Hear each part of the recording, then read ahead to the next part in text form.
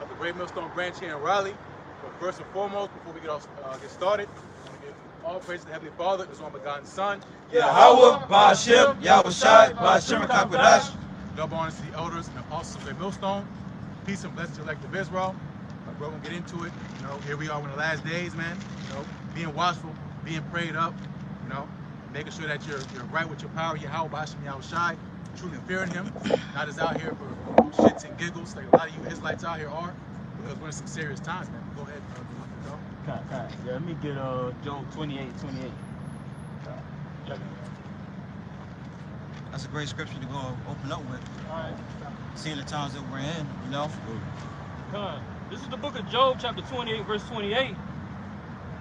And unto man he said, Behold, the fear of the Lord, Yahweh, Ba'ashem, Yahushai, that is wisdom. Right. It said what it says. It says behold. It says behold, which means to look. All right. It says unto man. All right. So this is speaking to a particular man. All right. This is speaking to the so-called Negro, Latino, Native American man. All right. According to the seed line of your father. Okay. It says behold unto man. Yep. Baba Kashai, you read it from the top. This is the book of Job, chapter 28, verse 28. And unto man he said, Behold, the fear of the Lord, Yahweh, Ba'ashem, Yahushai, that is wisdom. It says the fear of the Lord, the fear, all right? So what is fear? Fear is having a deep level of reverence and respect for our power, all right? All right, fear is being obedient to our power, all right? Not just trembling, which you should tremble, you should the name of Yahweh Ba'ashem Yahushai, it should make you you should be terrified, all right? But more so, you show your fear of the Lord through obedience. Yep. Got it, brother. And to depart from evil is understanding. Yep. It says what? It says behold. It says behold the fear of the Lord. It says and unto man he said behold the fear of the Lord. It says that is wisdom. All right. So where is wisdom found? All right. Wisdom is found. All right. In the marketplaces. All right. In the Greek, they call it the agora, all right, which is in your inner cities, all right. The scriptures say that wisdom crieth in the streets, all right. So how do you receive this wisdom, man? You receive this wisdom, all right, via the prophets, all right, starting with the apostles of Great Millstone, on down to the elders, okay.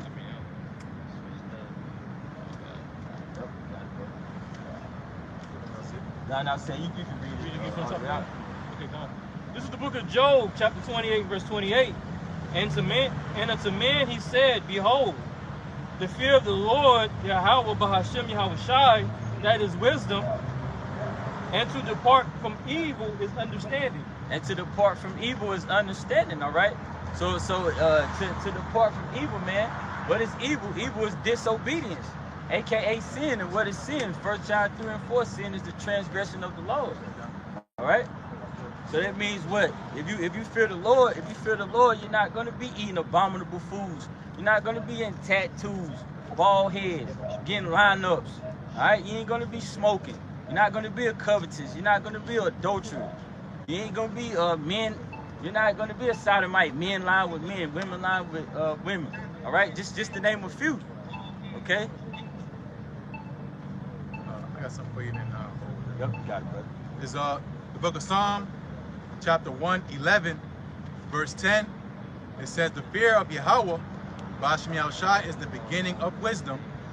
A good understanding have all they that do his commandments. His praises endure forever. So that's where you can understand it from, precept upon precept, line upon line. How do you understand the concept of good and evil? Well, naturally, Jake has what's called a conscience. You know good from evil. You know you're not supposed to be doing something when you're supposed to do something. You can tell even on a child's face, man. They know they did something wrong. It's like with an animal, like a dog. They know when they do something wrong. They might not speak the same language, right? But they know they're not supposed to do certain things, man. So going to real understanding, which starts with the fear of the Lord, is all those that keep his commandments. Right? You can't say you're smart if you're still eating shrimp, ham, pork, lobster, man.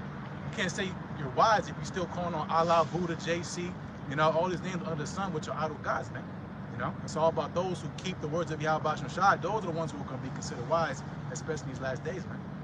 Yeah, cause that lands back into Romans the 6th chapter, man. Cause the wages of sin is death, you know. Cause you mentioned keeping those commandments, all right, which is the law. I think it's the book of Psalms 119 says, through thy precepts I get understanding. You say you had something for us? This is Proverbs chapter 15, verse 31. The ear that heareth the reproof of life abideth among the wise. He that refuseth instruction despiseth his own soul. But he that heareth reproof getteth understanding. The fear of the Lord is instruction of wisdom, and before honor is humility. You go into instruction, you know, it's pretty much how you learn from being taught, man. You have to be taught something. You're being instructed, right? When you go into how, you know, you're supposed to operate a certain type of device or vehicle, you know, it comes with, you know, a manual, man. You know, when you're supposed to give an oil change, when you're supposed to change the tires out, change the brake pads, you know, a maintenance cycle. That's how they're keeping the words of Yahweh Shai, man. You know, and you have to be taught by someone. That's why the Lord raised up prophets in Babylon, man. I was going to say in Isaiah, thy eyes shall see thy teachers. But if you can't be taught, you're never going to learn, man. You got ears, but you don't listen, you're never going to learn nothing, man. You know? That's why it's going to talk about being slow to speak, swift to hear. All right? Especially when it comes to the words of Yahweh Shai. We were dead, man. Imagine a dead man coming from zero trying to teach you something, man. You're dead. You're not going to take advice from someone that died, that got blicky down, you know? He slept with somebody's woman, you're going to get advice from him? No, man. You're going to get advice from someone that's been through, you know, the ways of Yahweh Shai have been exercised, man. Speaking about posting those on down, man. You know? I'm going to start at the top again. The ear that heareth the reproof of life abideth among the wise. And, you know, the ear that heareth the reproof of life abideth among the wise. And what's life? Life is the scriptures, you know. Life is the law, statutes, and commandments. Life is the righteous acts. Life is fearing the Heavenly Father and His Son. Because what's the opposite of life? The opposite of life is death. And what's the wages of sin? Death. I got something real quick, Baba Sean, who said that? This is Genesis chapter 2, verse 7. And the Lord, Yahweh Ba'Shem Yahushai, power formed man of the dust of the earth, and breathed into his nostrils the breath of life, and man became a living soul. Going back to the word. Yeah, go back to the word. The Lord breathed life into him, you know? Yep, and go a little bit deeper. That life is ultimately Yahweh Shai, man. That's what it say in the law, man. That's what the blood, you know, is what the life is. But the paraphrases of the blood of Yahweh Shai, man, that's our life. Because yeah, the law was good, but the fault was us, man. Our forefathers couldn't keep this, you know? But that's where the point of grace got to issue that too as well. We're not IUIC, we're not ICPK. You know, we don't tell you the laws that we rehearse it, but you're not going to be delivered by it, man. You know? Again, going to sound counsel, tried, you know, and refined, man. Not just, again, Johnny come later is telling you to keep 100% of the scriptures. There's none of our forefathers can do, man. Yes, it's impossible. He that refuseth instruction despiseth his own soul. But he that heareth reproof getteth understanding. And two-thirds of the nation of Israel refused an instruction, so therefore they despising their own souls. They hate, they anti-life. You know, they anti-themselves because you're refusing the law, statutes, and commandments, you're refusing the righteous acts, you're refusing the Lord, and you seeking death, and you pretty much hate yourself. Because one thing the nation of Israel, the elected nation of Israel has in them is they want to live, which is a natural instinct, you know, and we want to live. We don't want to be destroyed. So we seeking and doing the things that'll lead to eternal life and immortality. But two-thirds of the nation of Israel, they're not seeking eternal life. They're not seeking immortality. They're not seeking to live forever. We seeking to live forever. You know, we seeking to rule. You know, we seeking to sit on thrones. if I made the scripture say, you know what I'm saying, all they that hate me love death. You know? Yeah. I got a quick one. This is Wisdom of Solomon 3, in verse 11. Wisdom of Solomon 3, verse 11. It says, "For whoso despiseth wisdom and nurture, he is miserable, and their hope is vain, their labors unfruitful, and their works unprofitable."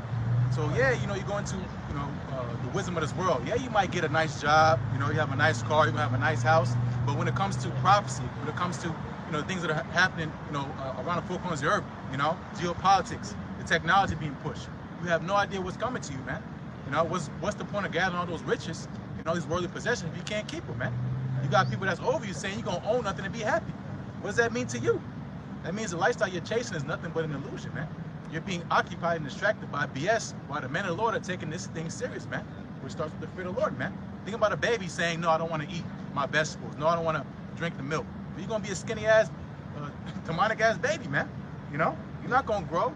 Nutrient deficient. Nutrient deficient. You know, you're gonna be looking bugged out, and that's a sign of death, man. When someone's dying, they don't want to eat nothing. You know, it means they're dead, man. They're dying, man. You know, or they're really, really sick.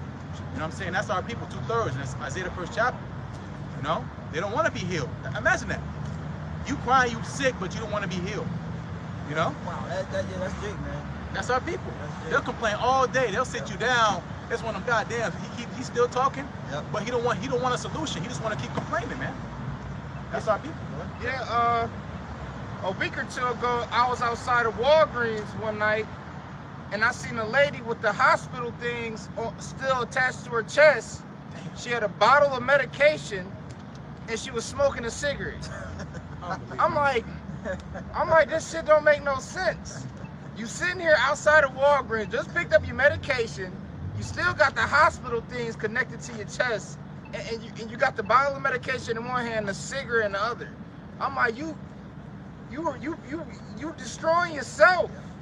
You know, some people you know you're a diabetic, but you indulging in sugar and other things that could kill you. You know you got high blood pressure, and you on high blood pressure medication, but you eating pork chops and bacon and other abominable flesh, which cause you high blood pressure. You know, you got lung cancer, but you're sitting here smoking cigarettes, which was one thing that led you to get lung cancer.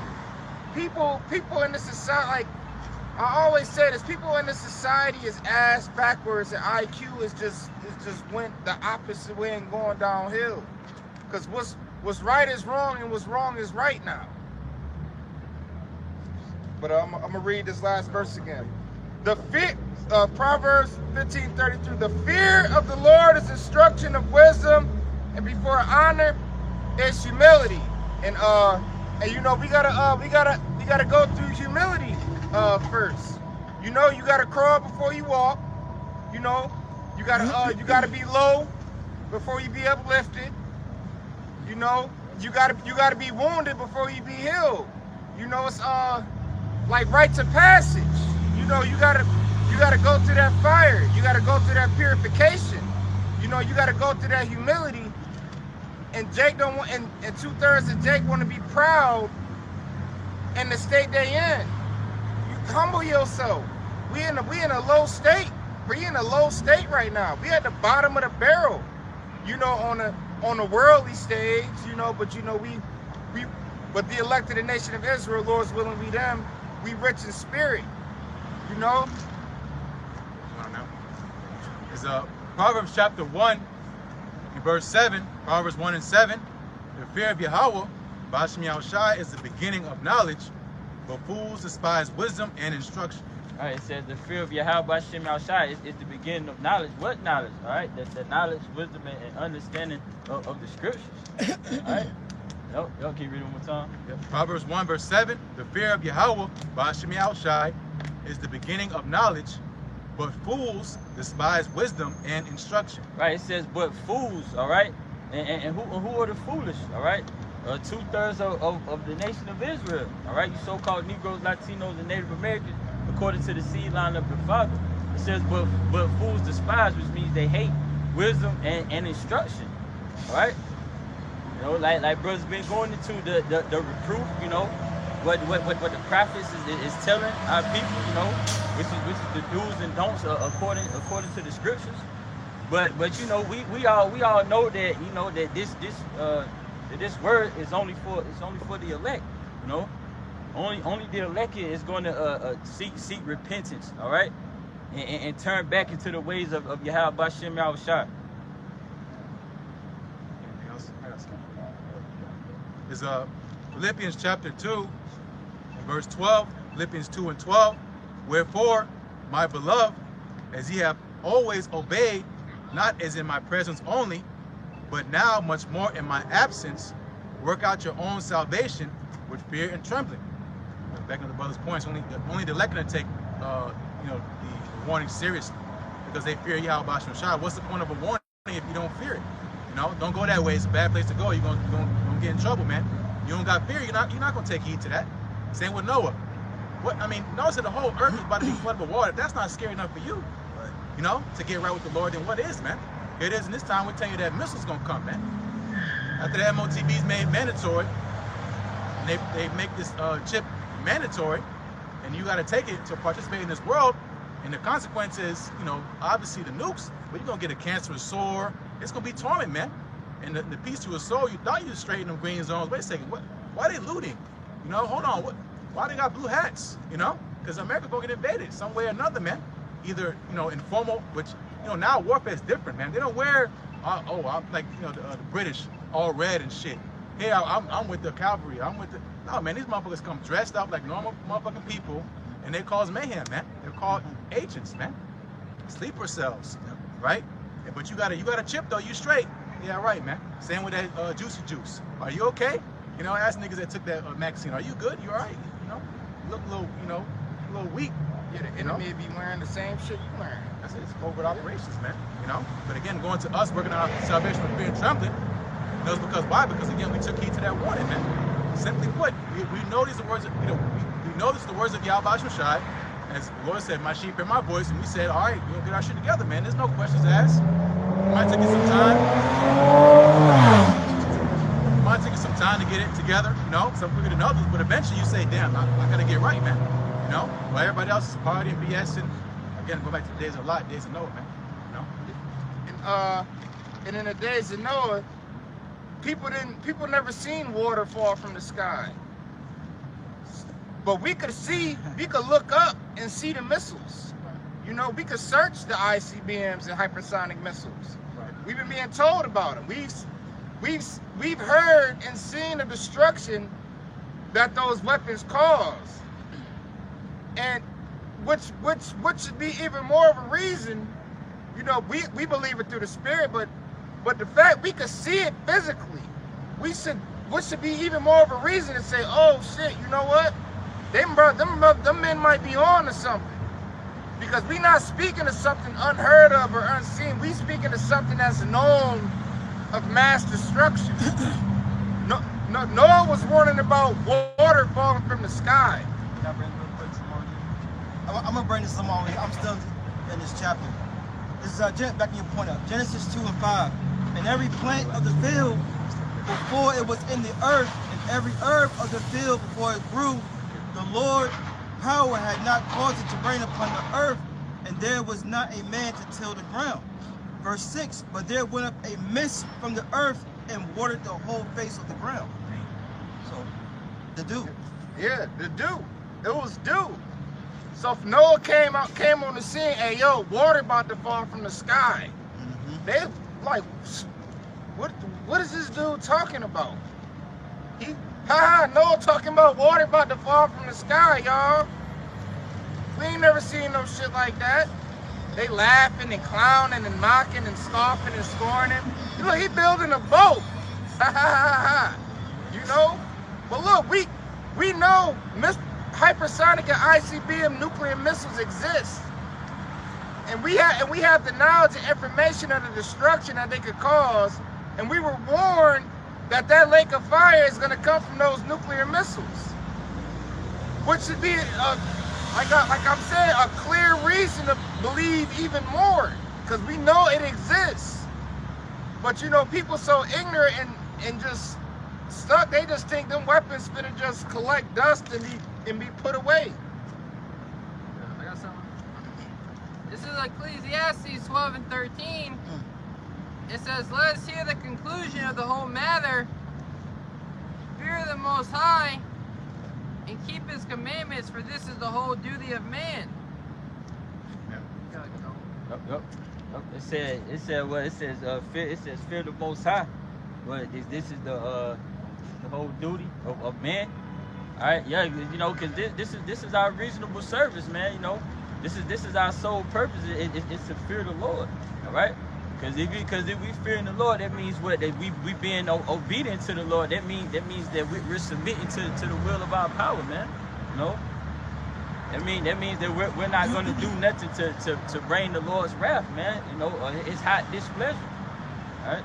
I got a definition of duty: a moral or legal obligation, a responsibility, loyalty, obedience, faithfulness, respect, reverence. You know, people want to say, "Well, how do I, reverence the Lord?" I just said in the third, obedience. You know, your duty is to keep His ways. And I got one precept. Yeah, if I may say, because we're talking about Noah building the ark. You know, he dedicated his whole life building that ark. 120 years of building a ginormous boat that was nowhere near the sea. For the average man during that time, it seemed to be worthless. Well, no, why didn't you build this next to the shore so we can actually conquer the world and do things like that? Go and see what's beyond this region of land. Right, and Lord willing, we can do it. We still have the faith that Noah had. Because you gotta look at it. It takes faith to believe what we're saying. The Lord gave an actual physical thing you can see. Look, this is what He's doing. And us out on the highways and byways should be a big sign for our people. But I got this real quick. Deuteronomy 20:12, and now Israel, huh? Okay. Deuteronomy 10:12, and now Israel, what doeth the Lord thy God require of thee, but to fear the Lord thy God, to walk in all His ways, and to love Him, and to serve the Lord thy God with all thy heart and with all thy soul, to keep the commandments of the Lord and His statutes which I command thee this day for thy good. It's just like the brother was beautifully going into, because the brother said a moral obligation, man. You know what I'm saying? Because the Lord is not like you always go to, bro. And the Lord is not asking you, man. The Lord is demanding that you do these things. Yep. All right. If you want to live, that's why the scripture goes and says, seek ye me and live. If you want to live, man, you're going to fear the Lord, which means you're going to be obedient. You're going to reverence the Lord. You're going to do the things that are required of you to do. All right. And how do you find that out? Within these scriptures, man, because this is that counsel, to show you, this is the guide. Yeah, the first thing was fear. Yeah.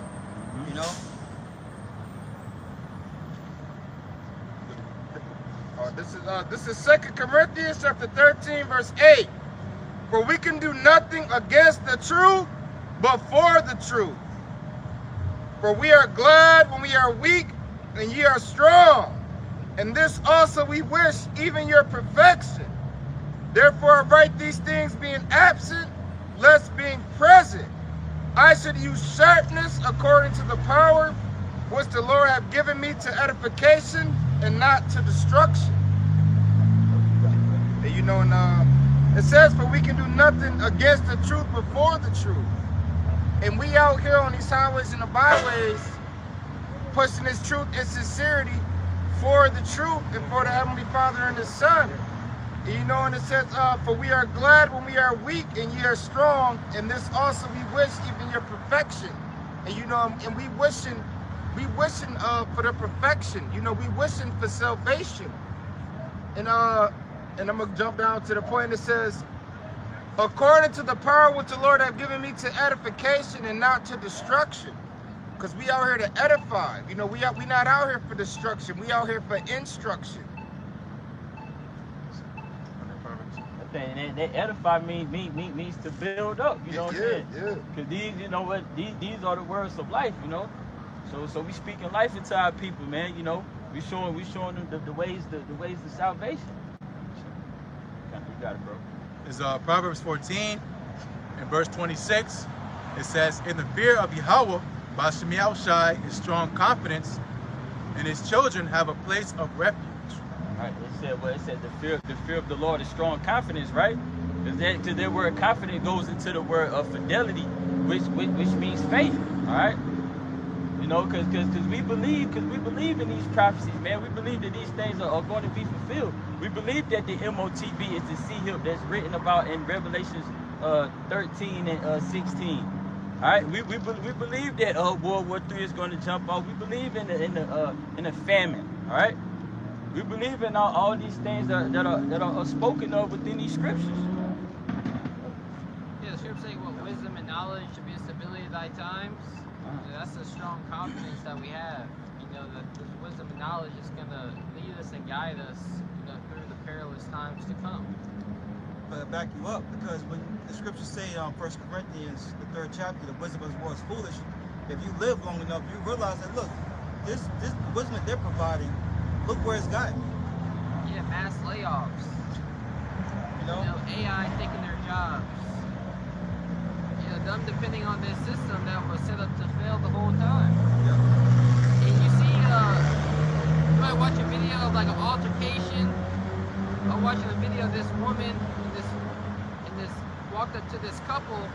It was like a heated debate, heated argument, and this, you know, the woman basically like slapped the girl's back of the head, and the guy stand up, tried to push the girl and missed, and walked away like, you know, like, don't touch me, I'm scared, you know, like.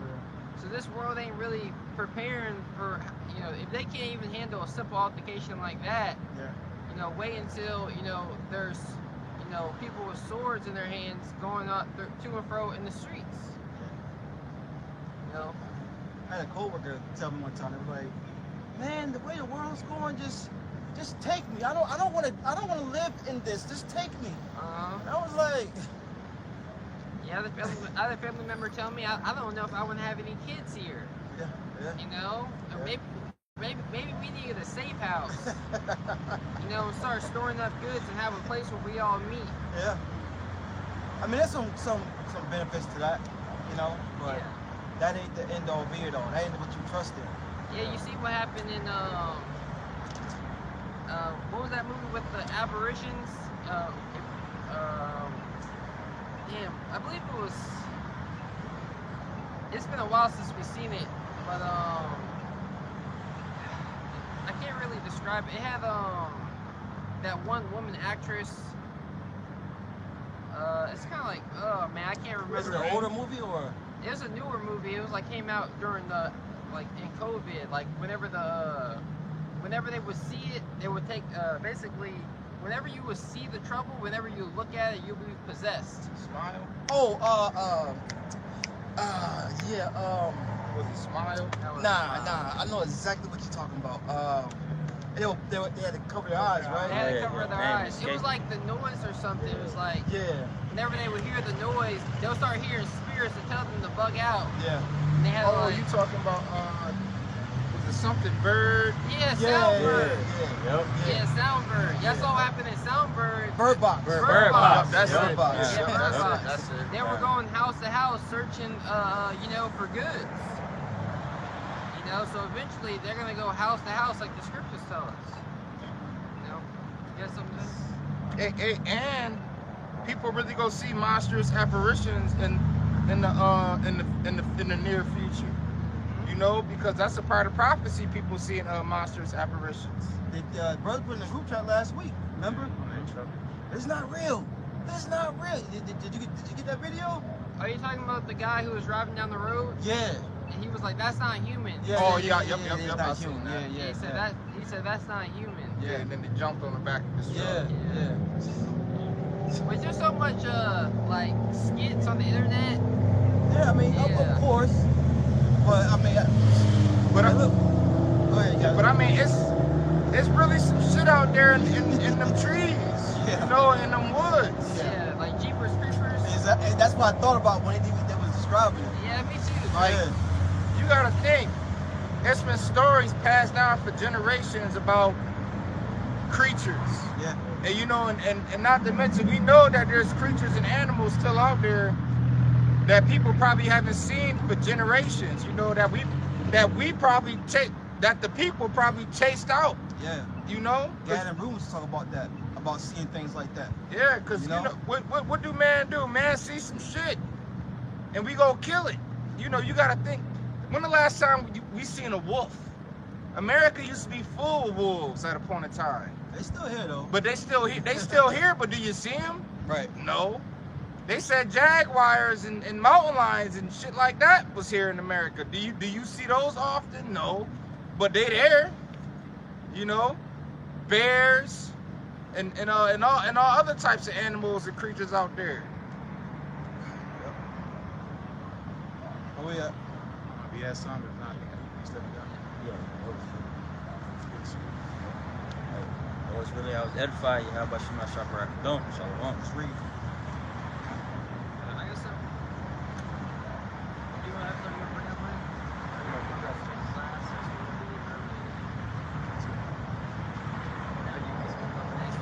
This is Jeremiah 15 and 3, and I will appoint over them 4 kinds, saith the Lord, Yahweh Shema Shai, the sword to slay, and the dogs to tear, and the fowls of the heaven, and the beasts of the earth to devour and destroy. So the Lord is setting up, you know, these different type of plagues and calamities, you know, to come forth in the earth. You know, the sword. You know, for you to take the sword against your fellow neighbor, you know, someone you go to work with, someone who you pay taxes with, your fellow citizens, you know, there must be something dire in the land. You know, because back in the ancient times, people would come together and fight against an opposing army. But the government has played psychological warfare to tell you that your neighbor is your enemy. You know, the guy, you know, I saw a meme where it was like a guy, he had a plate of cookies, and it was an Edomite and a Jake. You know, it said that it was an Edomite with some cookies on his plate. And he had an Edomite and a Jake. The Edomite had 1 cookie, and the guy with all the cookies said, "Hey, you know he's trying to take your cookie." And it was like a flash scene. It was like a flash forward scene. This nigga had a bunch of cookies on his plate now, like he was stacked up. The dude had 1 cookie, so he said, "Hey, you know that guy is trying to take your cookie." Right. You know, showing you that, you know, the government is really after you, right? And it's the will of the Lord, you know, as the king's heart is in the hand of the Lord, and as the rivers of water, he turneth it wheresoever he will. Esau is just the whipping stick of the Heavenly Father. Are you going to see him come down? You're also going to see these spirits on these animals get roused up. You know, and once these animals get roused up, that's going to be the end-all, be-all, you know, for America, because that's going to be a different time. Right now, the Lord got animals kind of chill, and during the C-19, when people weren't out here, you saw, you know, animals starting to come out to the cities. Yeah. You know, because it was safe. Because these cars, you know, they're if animals can't come out here with all these mass production of cars out here, they'll get slaughtered. Yeah, and it's about for the animals coming out. It was 2020. Yeah, it was 2020 when the world was on lockdown. I lived in a ghetto, and I came outside one morning and I seen a big ass turkey just walking down the street. And I lived in the ghetto, and I never seen a turkey in person. And that day in the streets until that day, and I was like, what the, like, I'm looking around like, is this? I even recorded it. Like, yo, is this a motherfucking turkey I'm seeing just strolling down the street? A big ass wild turkey. Well, I Am Legend showed you that. You know? Yeah, with the deer and the lion. The city shut down. Yeah. Yeah, so you know when it get quiet and stuff ain't moving, I usually move, animals don't start coming out their habitat, coming out of the woodworks. I got a precept with the brother at this just quick side note real quick before you read that. I don't know if brothers heard about it, but a couple of monkeys, I think, got loose from the zoo in Asheboro, and they was telling people, don't, leave alone, I'm trying to capture Oh it. yeah, I remember that. Yeah. And they might have been experimented on with like some kind of virus or disease or something, right? Yeah. Yeah, they got a polar bear up there. Yeah. Polar bears, they hunt anything. So, Especially, they say humans too. Yeah. So they're gonna be able to get out. Really, they have to do something to those animals to keep them tamed like that. They put, they got certain medicines that they put in the food. Oh, this is for the animals good, but it makes them drowsy because they're not supposed to take human medicine. So they really don't know what it does to them. It's, it's weakening them. All the animals look docile, man. Mm-hmm. You go to the zoo, we're animals wild. We have wild animals for a reason, man. Yeah. Not meant to be domesticated. Exactly. Not meant to be pets in this time anyway. But this is Ezekiel chapter 14, verse 21. For thus saith the Lord Yahweh, how much more when I send my four-sword judgments upon Jerusalem, the sword, and the famine, and the noisome beast.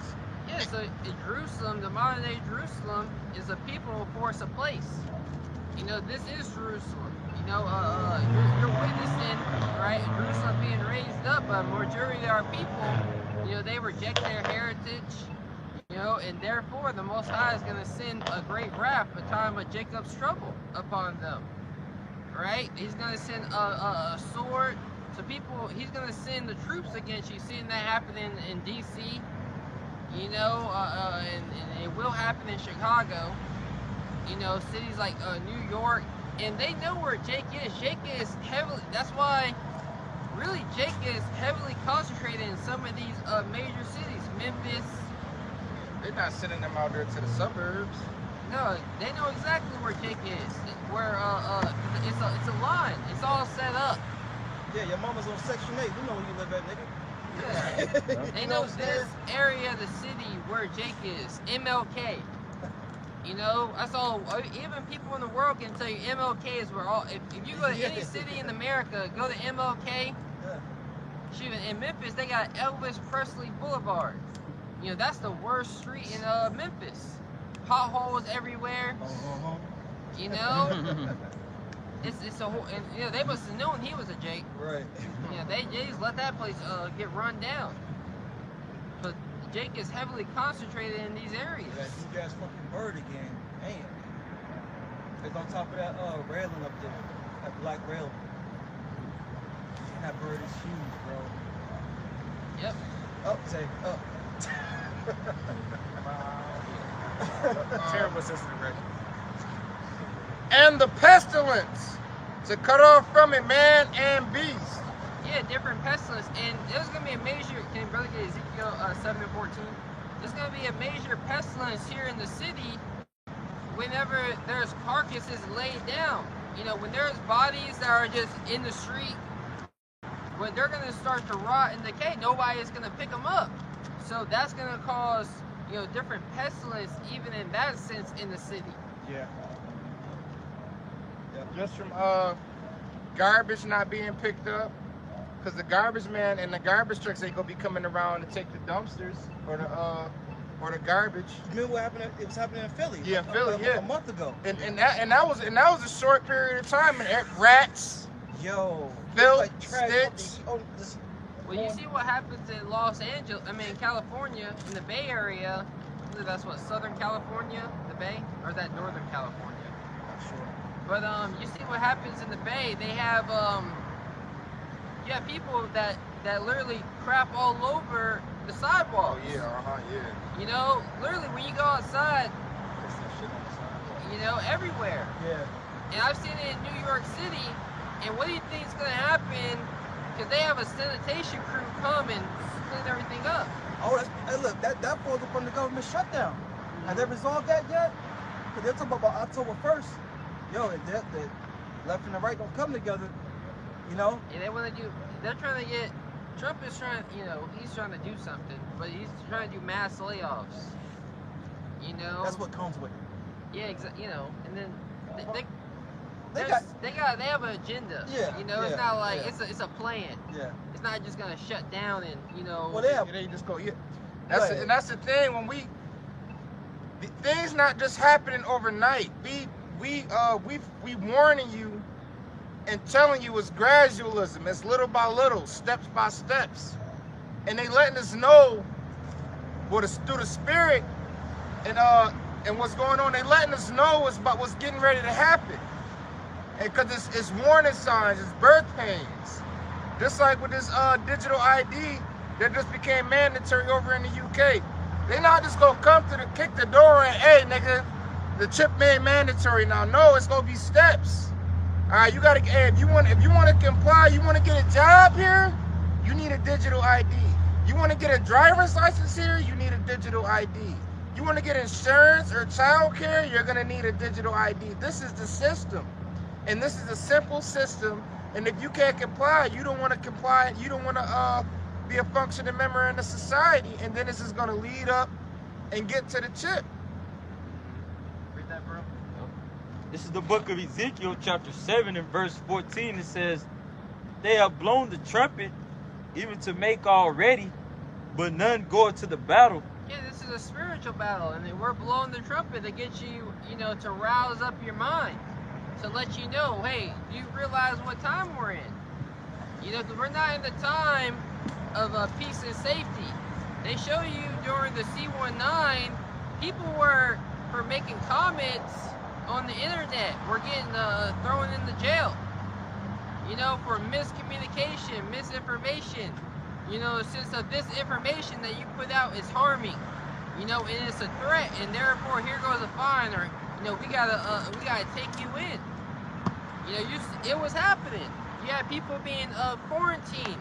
You know, they had quarantine camps, you know, during that time. You know, where people were, they built makeshift houses Right. and say, hey, this is your quarantine camp, you know, social distancing, right? And they seen how far they can take it. And people didn't rouse up, people didn't stand up for their neighbor. They were in fear, say, oh no, don't just stay away from me. Yep. You know, sorry, Sally. Yep. You know?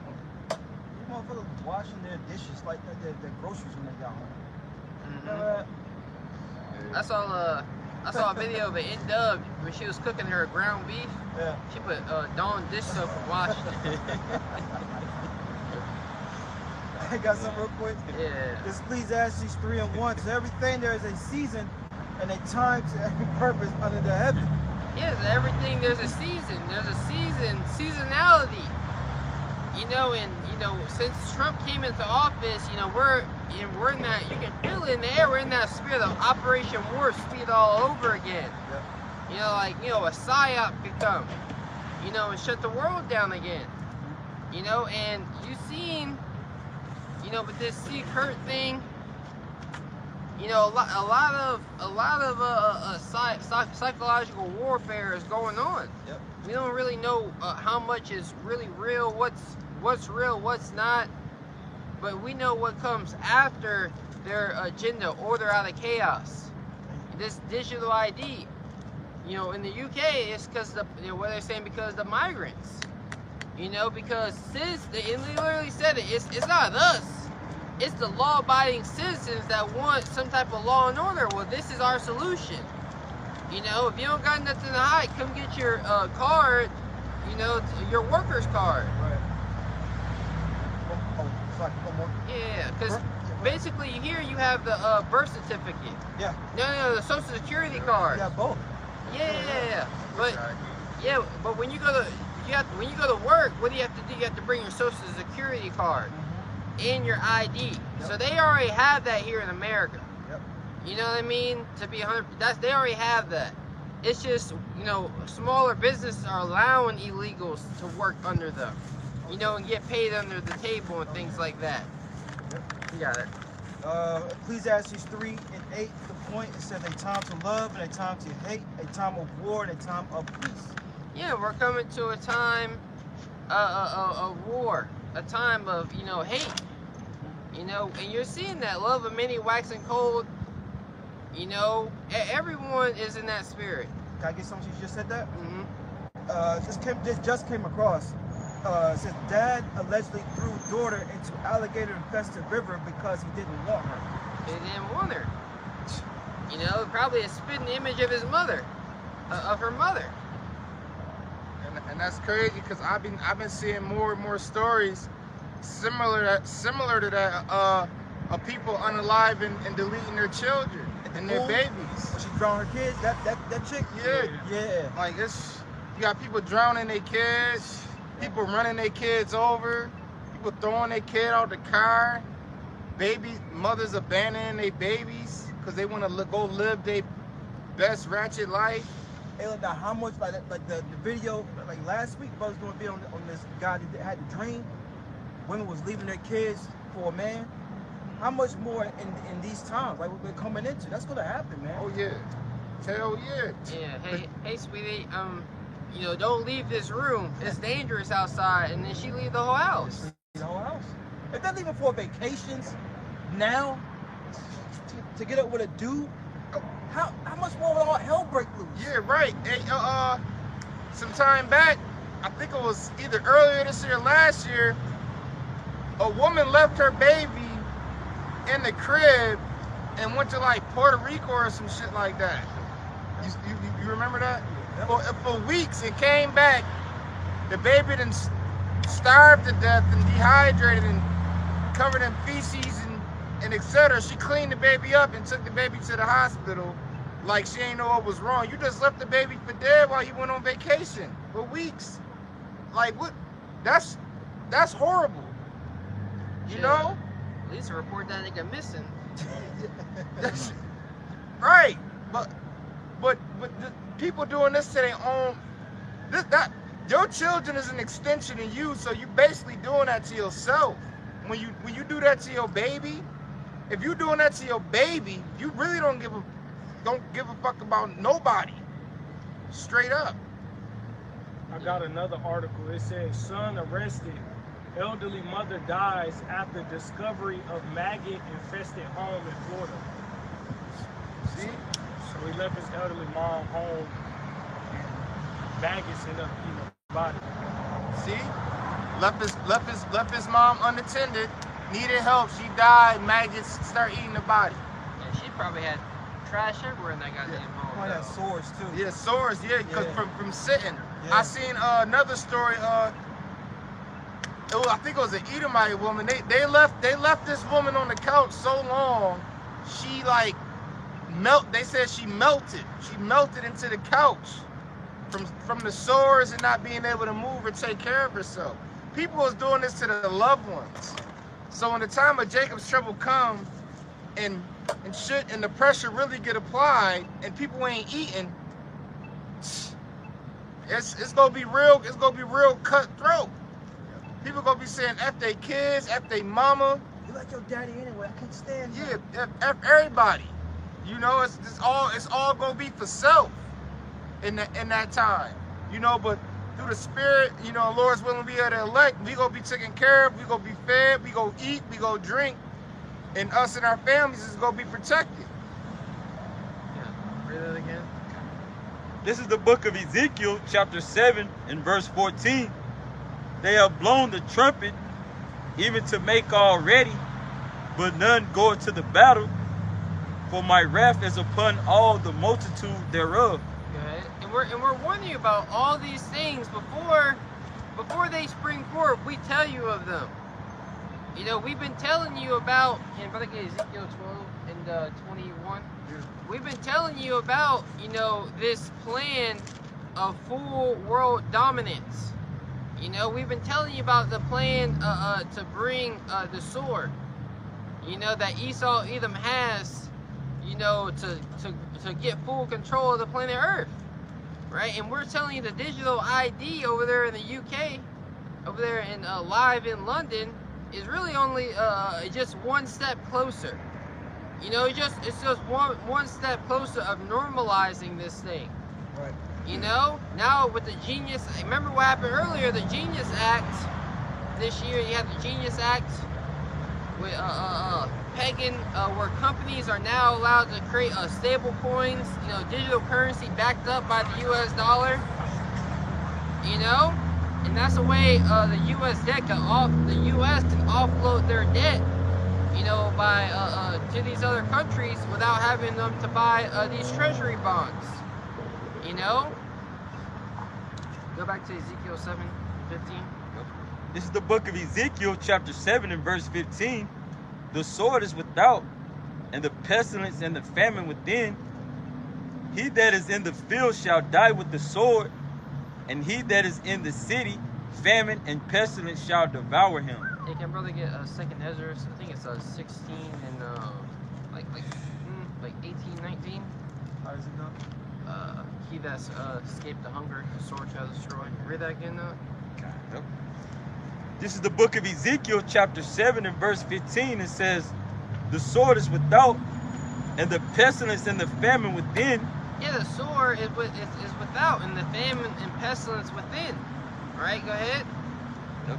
It says, he that is in the field shall die with the sword. Yeah, he that's in the field shall die by the sword. In these more royal areas, you know, people in the royal areas are going to go crazy, stealing resources, you know, because they don't have an immediate immediate grocery store next to them, right? So they're going to go to their local farmers and steal all their goods. They're going to go to the Sally who got, you know, a year's worth of canned goods, you know, up the street. And they're going to take their goods with the sword, right? Go ahead. It says, and he that is in the city, famine and pestilence shall devour him. Yeah, and here in the city, you know, resources are going to be very scarce. There's too many mouths to feed. Quick, too. Yeah, it's going to happen very quick.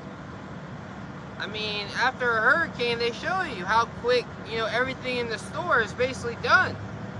And the truckers know the storm is, they know for, you know, at least a week that storms are coming, so they know what they need to do.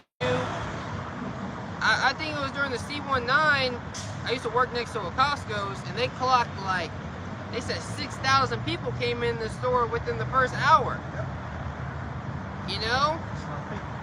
And that's a small population of the people. There's millions of people in the, you know, but only 6,000 people made it in. You know, within the first hour, and they had an orderly fashion, get in the line. They had to wait, but wait until everybody's just bombarding them stores. They're going to destroy most of the resources, and that's why you're going to have a lot of these, you know, these rednecks, these militia groups. You know, they're going to just take over the Walmarts. They're just going to post up outside and say, y'all can't come in here. Right. You know, that's the first places they're going to go. Right? And different pestilence we spoke about, you know, when these bodies are out here, feces everywhere, garbage, you know. And it won't take long. Let a month go by without nobody picking up the garbage. It'd be crazy out here. It'd be filthy. Yeah, I mean, you see what happened in these BLM riots. You know, a whole grocery store destroyed overnight. And these niggas gotta go buy groceries in the morning and go back to work. That's why, you know, I'm starting to think now those people don't live in these areas. You know, when they have those, they're destroying their own neighborhoods. Those are, they gotta be the people who, you know, rent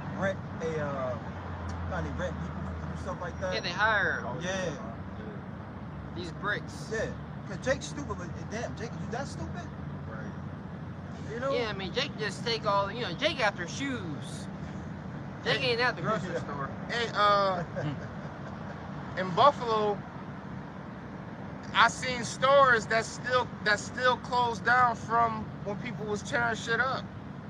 Family Dollars, Jake like to go for the little bullshit petty stores. Come on, like grocery store shooting? Yeah, grocery stores. Yeah. That's Right, but that Tops is actually open though. They opened that back up. Yeah. But the stores that Jake tore up when it was like, you know, rioting and protesting and stuff, a lot of them stores are still shut down. So and it was in so-called black communities. Y'all just, so now instead of just walking around the corner to the store, now you gotta travel a little bit further to go purchase something that was right around the corner in your area. Jake tearing up the grocery stores, and like you said, you tearing something up tonight, but you got to go shopping in the morning. You ain't thinking.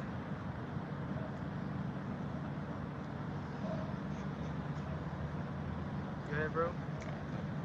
This is the book of Ezekiel 7 and verse 16. It says, Read verse 15 again. God, yep, this is the book of Ezekiel 7 and verse 15. Then we'll get that second Ezra 16. The sword is without, and the pestilence and the famine within. He that is in the field shall die with the sword, and he that is in the city, famine and pestilence shall devour him. That's right. So that's what we are. That's what we're out here prophesying about, right? Get a second Ezra, 18, right? verse 22. This is the book of 2nd Ezra, chapter 16 and 22, and it reads, "For many of them that dwell upon the earth shall perish of famine." Yeah, many of them that dwell upon the earth shall perish of famine. When these trucks stop, and right now we're basically living. We're in a recession right now. Then we're going into, if it wasn't because the AI boom, you know, if it wasn't, this feels like a 2008, you know, housing. Yep. You know, because we were alive during 2008, right? Gas prices were all-time high. Yep. Groceries were high. You were able to get by, but you weren't able to do anything extra, right? And we're basically living in that time all over again. Inflation's at an all-time high. Then, you know, yeah, it comes in as expected, but it's still at a new all-time high, right? They can't get inflation under control. Right, it's out of control, really, and they don't want to get it under control, right? They want to keep, you know, squeezing the people, because if you had deflation, that means the rich will lose a lot of their riches and lose them very fast, and that'll bring the price of everything down. But they want inflation, so where only you got the haves and the have-nots. You know, that's the world we're coming into. Revelation 13 and 16 calls of all, both small and great, rich and poor, free and bonds. Right? So that rich and poor dynamic, you know, the middle class being wiped out. Because the middle class can keep a city going. You know, you had enough businesses going on. You had them sourcing their own local food. Right? They can keep a city going. You don't need the government to bring in, you know, meat from a different country. No, that's just the deals they have going on. But read again, huh? 2nd Ezra 16 and 22. "For many of them that dwell upon the earth shall perish of famine, and the other that escape the hunger shall the sword destroy." Yeah, and the others that escape the hunger shall the sword destroy. The sword is going to destroy the others that escape the hunger. So if you're prepping, or if someone knows that you got some type of resources, and right now they got the rich, you know, they're buying water. They got warehouses, and there's barrels of water going to these warehouses, because they're trying to get. They know what the water is going to be the new gold in that time. You know, and if you don't know someone, you know, you're going to be asked out. You see, during these purge movies, you have people who hire security in those movies. They hire professional gunsmen, you know, to protect them. You know, you seen it. And that's the thing. If you got $1 billion, you can hire a small military.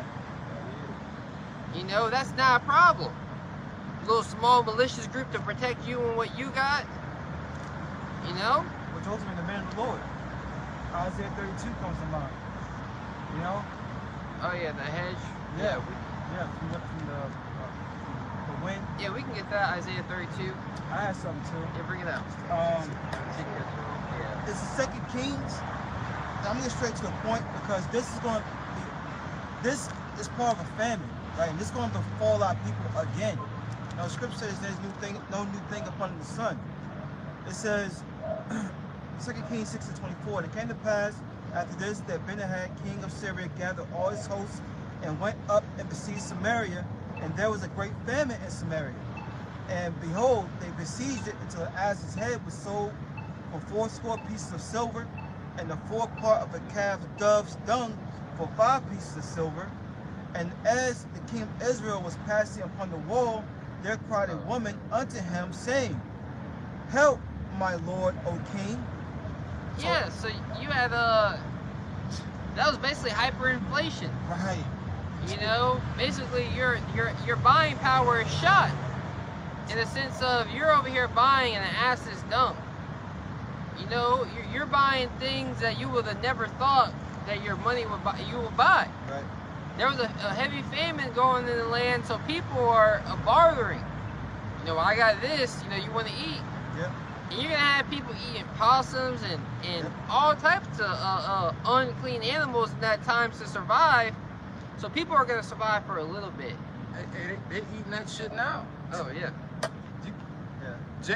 Jake eating possums and raccoons and squirrels. They eating that now. Yeah. They eating all types of madness now.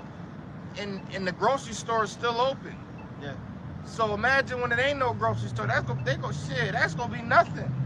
They ain't gonna be no dogs, ain't gonna be no cats. The squirrels and the raccoons and the possums and the skunks, they eating all of that. And that's gonna go quick. And then once those animals peep game and realize they on the menu and they get missing and run into hiding, humans is next. Cause it ain't gonna take long. I forgot the study, but exactly how long, but the study said it won't take long before people resort to cannibalism. Oh, yeah. It won't take long at all. You don't know what's in this food nowadays. Right. That cheap ass ground beef with the lines in the middle of it. Right.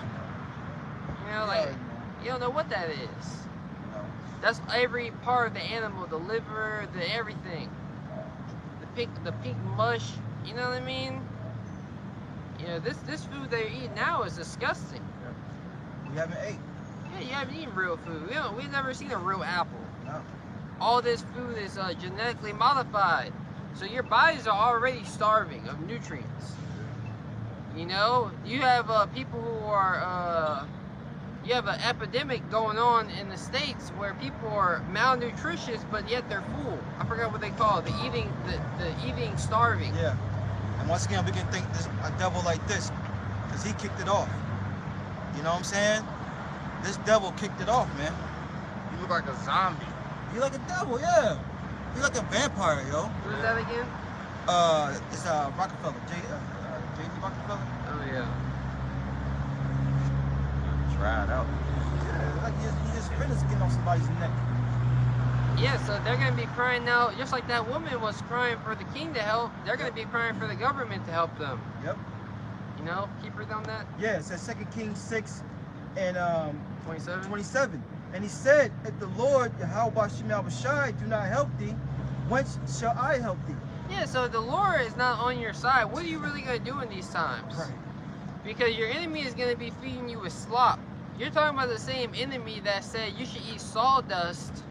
So you can actually eat. We can actually create a meal with 40% sawdust to solve world hunger. Hey, the Subway rolls. Remember the Subway bread was made with cardboard? Yeah, and rubber, Yeah. Cardboard and rubber. What the fuck? Yep, and they justify it. Well, you know, it's only $5. You know, it's affordable for the poor. Oh boy. But they not eating. They're not eating that. Yeah, Dr. Oz, he said he's not having his kids take the C19. You know, these different vaccinations. And I wonder what their agenda is, because now they're saying Tylenol, Damn, Jake. you know, causes, Yeah. they're saying Tylenol causes, you know, Yeah. defects, Yeah. birth defects. You know, yeah, that's like, you know, all right, cool. Yeah. So, I mean, it gotta be regulated. AI is bad, but as long as Elon got control of it, he's good. Yeah. It's good. It says, out of the barn floor or out of the wine press? And the king said unto her, what aileth thee? Yeah, see, the wine, you had a wine, you know, you got a winery. Yeah, I'm gonna go down and drink a bottle. Yeah, I'm gonna go down and get you a bottle. We got all types of wine stored underground. You know, we got a bunch of food stored up. Nah, they didn't have meats hanging up. Yeah, they didn't have any of that. They didn't have any of that because it was a famine. Exactly. So you ain't gonna be able to go to your local governor for help. They're gonna have guys like Trump. I'm sorry, Bill Gates, the gates of hell. Right. You know that. Why do you think he has all this farmland? Problem, action, solution. You have this company called, I believe it's called Aurora, where they have these autonomous trucks coming in. You know, oh, don't worry, we were gonna send a government agent, you know, with these trucks and, you know, mass roll out these food to help out the poor. And you know, trying to speak in code, but look what's happening over there with Ishmael, where they're delivering the food. And yeah, you know. Yeah, I saw this. You know, they had you had that one movie. It was based off the C-19. It was Contagious. Yeah, it's called Contagious. Okay. Remember they had shut down everything? Oh, yeah. And they were giving out the rations. Yeah. And it was like after like the third person, people raided the truck like, hey, hand us our food. Yeah. They were like, we're just gonna rob this truck. They went to go rob the truck and there was no food up there. Right. And look, and that comes to Bond Scales 15 where it says they're not going to regard their kings or princes in the course of action shall stand in their power. You know? And people lack patience now. People be in a McDonald's line or chicken Popeyes line and fuck around and shoot somebody. Well, you had that happen. That was the literal thing. The Popeyes chicken. Yeah. Popeyes chicken. If you ate that, you was going off. Yo. I was gonna say, if you tried that burger, I ain't never eat that shit. I ain't gonna hold you. I had a chicken sandwich. I'm guilty. But I didn't go during that time though. Yeah. But that Lord still got you with us. Right. Everybody was telling me how they was getting sick from eating that. Yeah. Like after the first time, they was like, man, this thing's good. But when they went back a second time to eat it, they were sick. It sold out, and there was a whole skit on it. People were fighting, rioting over it. Getting stabbed up. One dude ran into the store with his car. Oh yeah. It's like and that's why it's a grocery store open down the street. Arby's and McDonald's right next door to that spot. So they surrounded by food, but yet they killing and acting like that due to impatience. Yeah. You know? Yeah. You have different like classes of food. You ever go to a restaurant, a store that'll get food, and niggas in the kitchen, the food is bad quality. You know, it's just true. Or you go to a high-end restaurant and some high grade and a little piece of high grade meat costs a lot.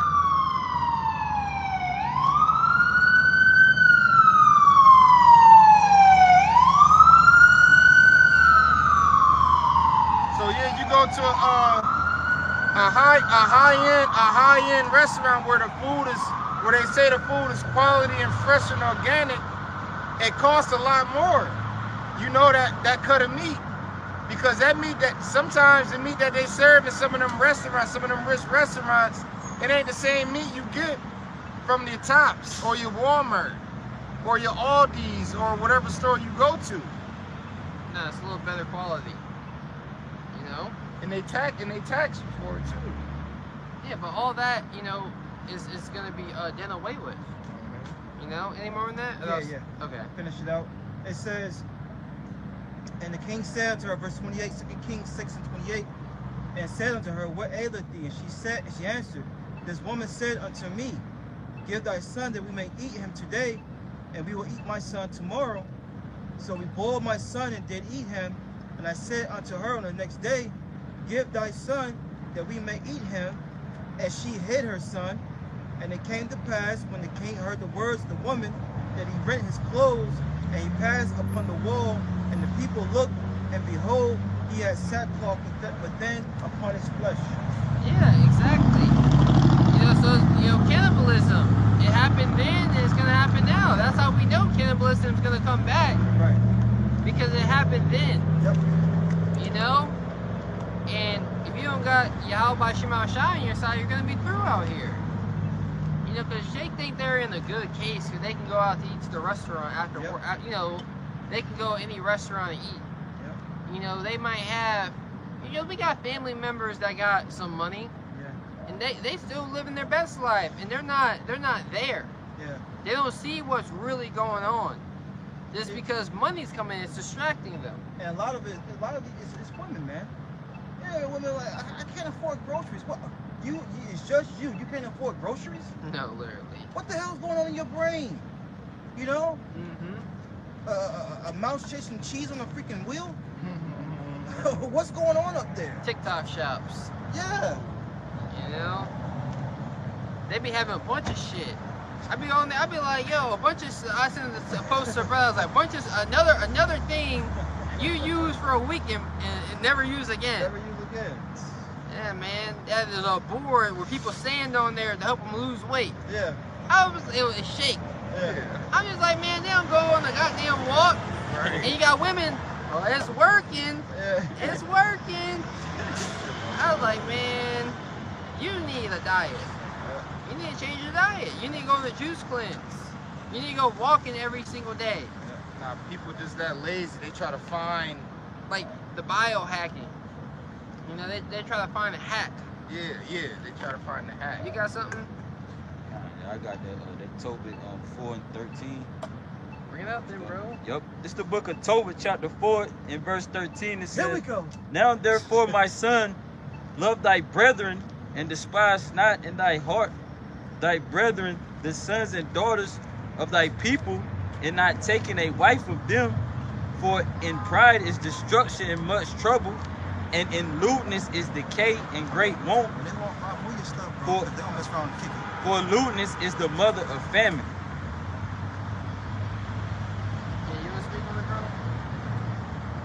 Yeah, nah, you just cause you know, like brothers been going into the famines of food, which a famine goes into a lack of something, you know, a lack of resource. But the brothers beautifully going into, all right, cause it's gonna be a lack of food soon, you know. These storehouses gonna be empty, and what these people gonna resort to, all right, cannibalism, you know. People gonna resort to eating each other, you know. What was that second Ezra 6th chapter? Certainly show some places. 22, verse 22. Yeah, I got a definition of lewdness. It says the quality or state of being characterized by or intended to excess crude sexual desire. It says a scarcity. It says it's basically wickedness. So a large amount of wickedness, right? It says lewdness is the mother of famine, right? So you know, after these, you know, this way of life, it gives birth to a famine. Yep. You know, it gives birth to the Heavenly Father bringing plagues, you know, upon, you know, a society. Hey, you said what sexual Immorality. sexual immorality and basically extreme sexual desire. This society we live in is this a sexual. It's sex driven. Yeah, it's sex driven. Yeah, sex sells. Yeah, sex sells, and guess what? It's a pestilence with that. Oh yeah, Virus and disease is at an all-time high from sex. what they call it? Oh yeah. STIs, STDs, Yeah. HIV. But that's being normalized. Because they say, oh, I just go get a pill, get a shot. Oh, you got hymns. Oh, I got some penicillin. Yeah. I believe Hims and Hers has a pill for that. Oh. Yeah, so it's like now it's being normal. You got people out here with HIV and all types of viruses and diseases out here still in the dating pool, like they not carrying some deadly shit. Hey, Dave Chappelle did a skit on that one time. He was like, because he was the president, and he was like, it was a press conference, like the end of the world, and he said, oh yeah, we got the cure for, you know, for H, you know, and he threw the bottle at the dude and say, that was one night. You know what I'm saying? Yeah. But, you know, it's like these pests are out here, and Drake ain't got no shame. Yeah. And it's being normalized. It's Exactly. like it's man, this world is, man, it's crazy out here, bro. Yeah, you gotta be careful out here. You know, you remember what happened with the C-19? You was attracting it if you had sex with a woman. Yeah. If Yeah. they had the potion injection, what they call it, shedding. I think it was shedding or something like that. If you laid with somebody shortly after they got it, You can get it. Yeah, it was, man, it's a lot of weird shit going on, man. Yeah. But get that Ezekiel 12. This is Ezekiel chapter 12, verse 21. And the word of the Lord came unto me, saying, Son of man, what is that proverb that ye have in the land of Israel, saying, the days are prolonged and every vision faileth? And that's the mindset our people are in. You know, that's why you got Antoine Daniels. That's that nigga's name? Anton Daniels. Yeah, Anton. You know, the nigga with the big ass glasses that if he's in Atlanta in the wrong part of the city at the wrong part of the time, he might get hit on. You know? Which guys like this, Jake got a little bit of money. You know, and they all puffed up and proud, out of shape. Like, you know, give a brother that money. Right. You know, it's still gonna be a test because this money has spirits on it. You know, and everything that money can buy you in this society is a temptation. You know, because people who are depraved, that's why kings are not born. They're made. Kings are made. We're coming into a kingship. We're coming into what it means to have resources, right? And Jake is still talking junk while you got the men, the Lord, and the believers of Yahweh Shema Shai striving to enter in at the straight gate. You know, the path of difficulty, and that's the path that's going to lead to the kingdom of heaven. And people don't want to believe it. They want to believe that our works is for naught. But what about the rapture that just happened? Right. Nobody said the rapture came, but I got left behind. Where you at, vocab? Where you at? You know? We need answers. Yeah, maybe how you know the rapture didn't come? Right. Your ass just got left. You know, you ain't that important. Right. You know? God damn, nobody said that. Right. Everybody just said, hey, it ain't happening. Yeah, right. Yeah, maybe you ain't right. Yeah. Maybe we just got left. Yeah. I mean, maybe only a couple, you know? Right. Like, damn. Everybody that proud, they that sure that they was gonna get delivered, selling their cars. You know? Yeah, that's a big joke. And you think like that's how you know idiocracy is everywhere.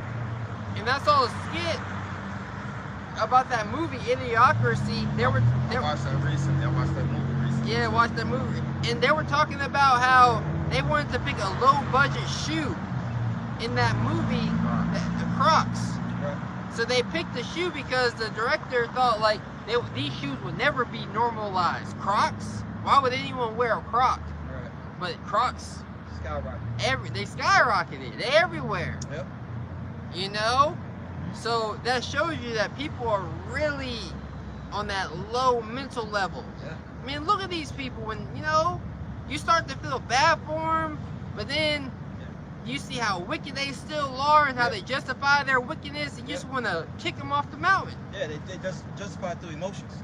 Mm-hmm. You know, and that's how he saw it. That's like the scripture says, Sirach 10. As the king is, it's all the people. If you paraphrase it, Yeah. the rule of a city. Hey, and speaking of idiocracy, everybody was drinking The energy drink? it was like an energy drink or some kind of something gay, like a Gatorade or Powerade or whatever. They was watering the plants with it. Wasn't nobody drinking water. Wasn't nobody using water except for the toilet. And look at now. Now they say, oh, you gotta drink electrolytes. You need Powerade.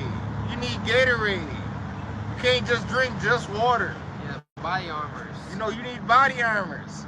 You know, and shit, that's one of the things that was in the movie. Everybody started moving away from water and start going towards electrolytes. Yeah, you had the Hulk Hogan at the beginning of the Trump's inauguration time when he was trying to be elected. Remember he did the campaign. The Hulk Hogan did the campaign. That was basically the president idiocracy. You know, so the decay of this society is here. The Babylon the Great. Yep. You know, we would have healed Babylon, but she is not healed. Forsake her and let every man go into his own country. Yep. You know, so this place is done. Keep reading that. Verse 22. Son of man, what is that proverb that ye have in the land of Israel, saying, the days are prolonged and every vision faileth? Tell them therefore, thus saith the Lord Yahweh, I will make this proverb to cease, and they shall no more use it as a proverb of Israel. That's right. You have the Genius Act. You know, you have the Gideon Project. Right, and now in the UK you have this digital ID, and even here in America, you know, brothers can look it up on their phones. There's certain states that allow a digital ID. Apple, you know, has it to where you can upload your ID, you know, and your passport on your phone. I think North Carolina shooting for digital ID too. Oh, goddamn. The real ID. Yeah, well, the real ID, that's so you can travel and to get into government facilities. Yeah. But really, they have literally a digital ID, just like you got the Apple Wallet and Google Wallet. That's how you can do it with your ID now. You no longer have to keep it, because really, people are so dumb that they lose things very easily, but they never lose their phone. I saw this one woman, she flipped her car over. I think she was drunk. She was like, I need my phone. I need my phone. I need my phone. And your car is flipped over. She was trying to get into her car with the phone, you know? She saw it on the window. Yeah, because that's their life. You want to know somebody? Take their phone. Go through their phone. Exactly. You know? Shit, man. People can't live without their phone. Yeah. They check it every 10 minutes. Yep. I can't wait to go get rid of that shit. You know? I can't wait. I can't wait. When I was leaving my phone in the car for a period. Now when I get home, I just turn it off. Yeah. You know, get home from work, turn the phone off. And these teenagers, the younger generation is even worse with the phones. I had a coworker tell me, I don't know what life was like without social media. Yeah. I was born into this age. This is all I know. You remember, you used to have the older generation looking down on the younger generation. Now everybody hooks. Yeah, you got grandma doing twerk videos. Yeah, you got your abuela. Yep. All day playing games. Yep. From the old to the young, they're hooked. Yep. You had the movie The Terminator Genesis. When they went into the future, they went back to the future, right? They went to the hospital. There was a hospital scene, and you know, in the movie, they're like, "What's going on here?" They were like, "Skynet is already activated." Like it was a countdown, but they were in the hospital, so everybody's looking at screens, you know, and there was a countdown to Skynet. It was like, damn, we can't stop Skynet because everyone's already plugged in. And you know, you didn't know what they were talking about. You're like, what are they talking about? Everyone was just using technology. Everybody was already plugged in with technology. Right. But keep reading on that. But said to them, the days are at hand. Oh, wait, so like the days are prolonged and every vision faileth. Tell them therefore, thus saith the Lord Yahweh, I will make this proverb to cease, and they shall no more use it as a proverb in Israel. Good. But say unto them, the days are at hand, and the effect of every vision. Yeah, you're seeing the effects of hyperinflation. You're feeling the effects of the beginning of sorrows, the love of many waxing cold, right? You're feeling these effects of scarcity. Usually, I saw you know, you have there shall be no work for Egypt that the head nor tail shall do, right? You're seeing these effects from government layoffs, right, to tech jobs laying off and hiring workers, engineers from overseas, right, for cheaper pay, and them cutting back on expenses, because you don't gotta have the cafeteria pimped out at this facility. you know, and feed all these workers and have all these benefits for someone overseas. Because this society is breaking down. You're feeling these effects. You used to be able to go to one grocery store and buy everything that you needed. Now you gotta go to multiple grocery stores. This grocery store got the better fruit. This grocery store here got the meat that you need. Oh, this grocery store got this product that you like. You gotta go to multiple stores. You know, so things are very scarce. I've been using corrupts. You know, so things are very scarce. And not only are things very scarce, we see that a famine is coming in hard times, but also when you're paying attention to other countries, France is preparing its hospitals to treat hundreds of wounded soldiers a day for time of war.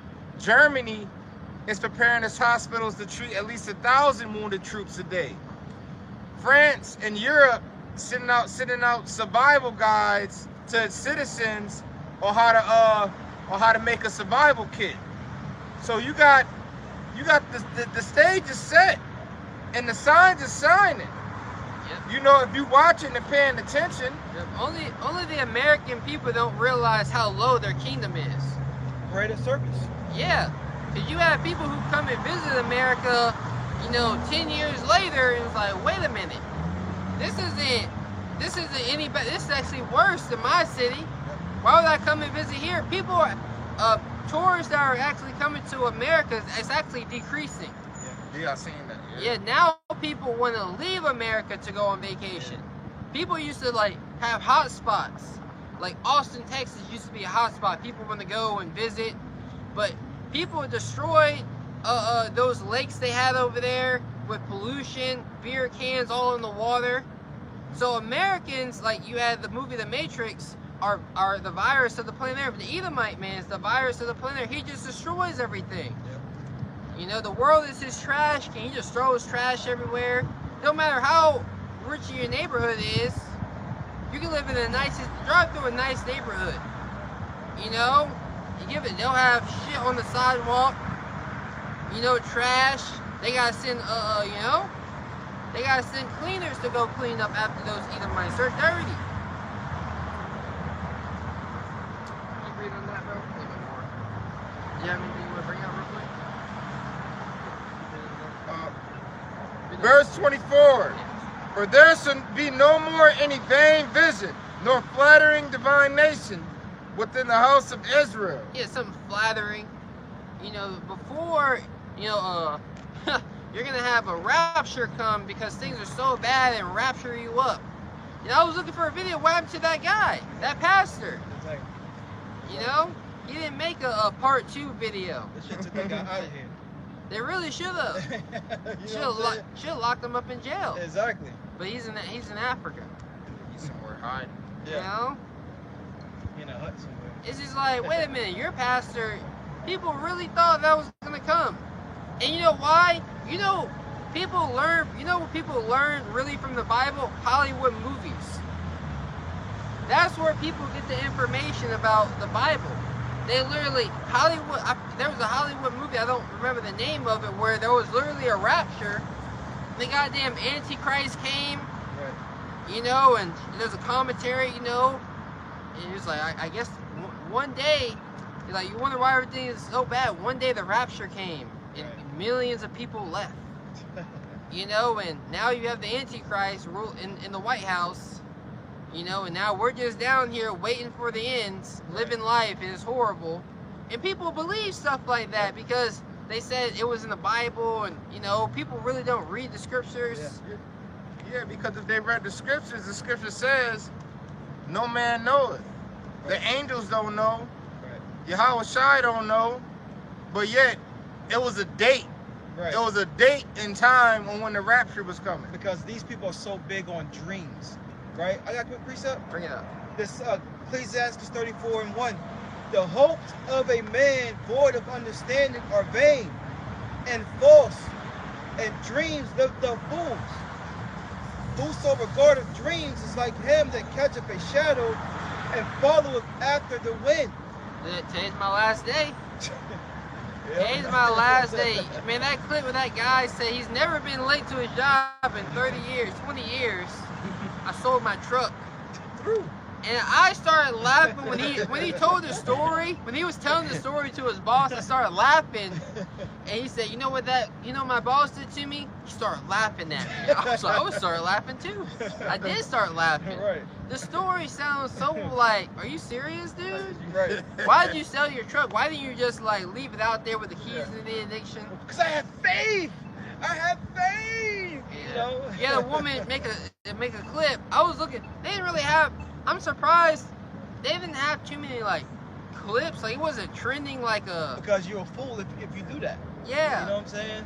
I seen the video. They was all well, this was in Africa or something. Yeah, it was like Guyana. They was all standing in the woods, They looking was up at the screaming. sky and shit. You had the guy on the day. He said, "Hey, it was."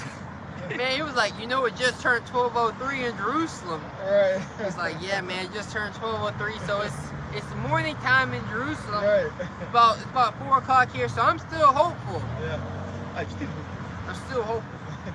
You know, you had like 6 people on this live stream. Right. You know, it was popular because it was so crazy, so it came out, but it wasn't like, you know, Christians at my job weren't doing it. Right. Right. You know what I mean? But it was crazy enough to hit the mainstream media. Right. You know, the funny thing about it is, there's nothing wrong with dreams in a sense, Mm-hmm. as long as they're spiritual dreams. Mm-hmm. You know, They and gotta link up with the scriptures. yeah. And then this was not even like everyone, all the brothers been saying. This is not even scriptural. Right. You know what I'm saying?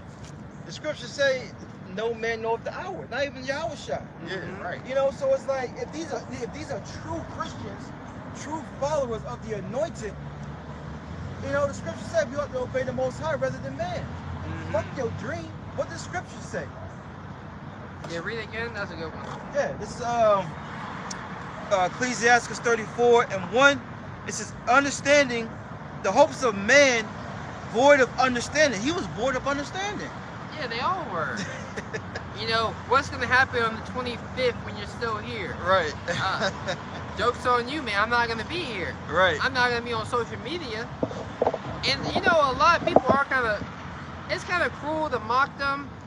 You know how these Christians, you have people mocking them because they're saying like your God's not real. Right.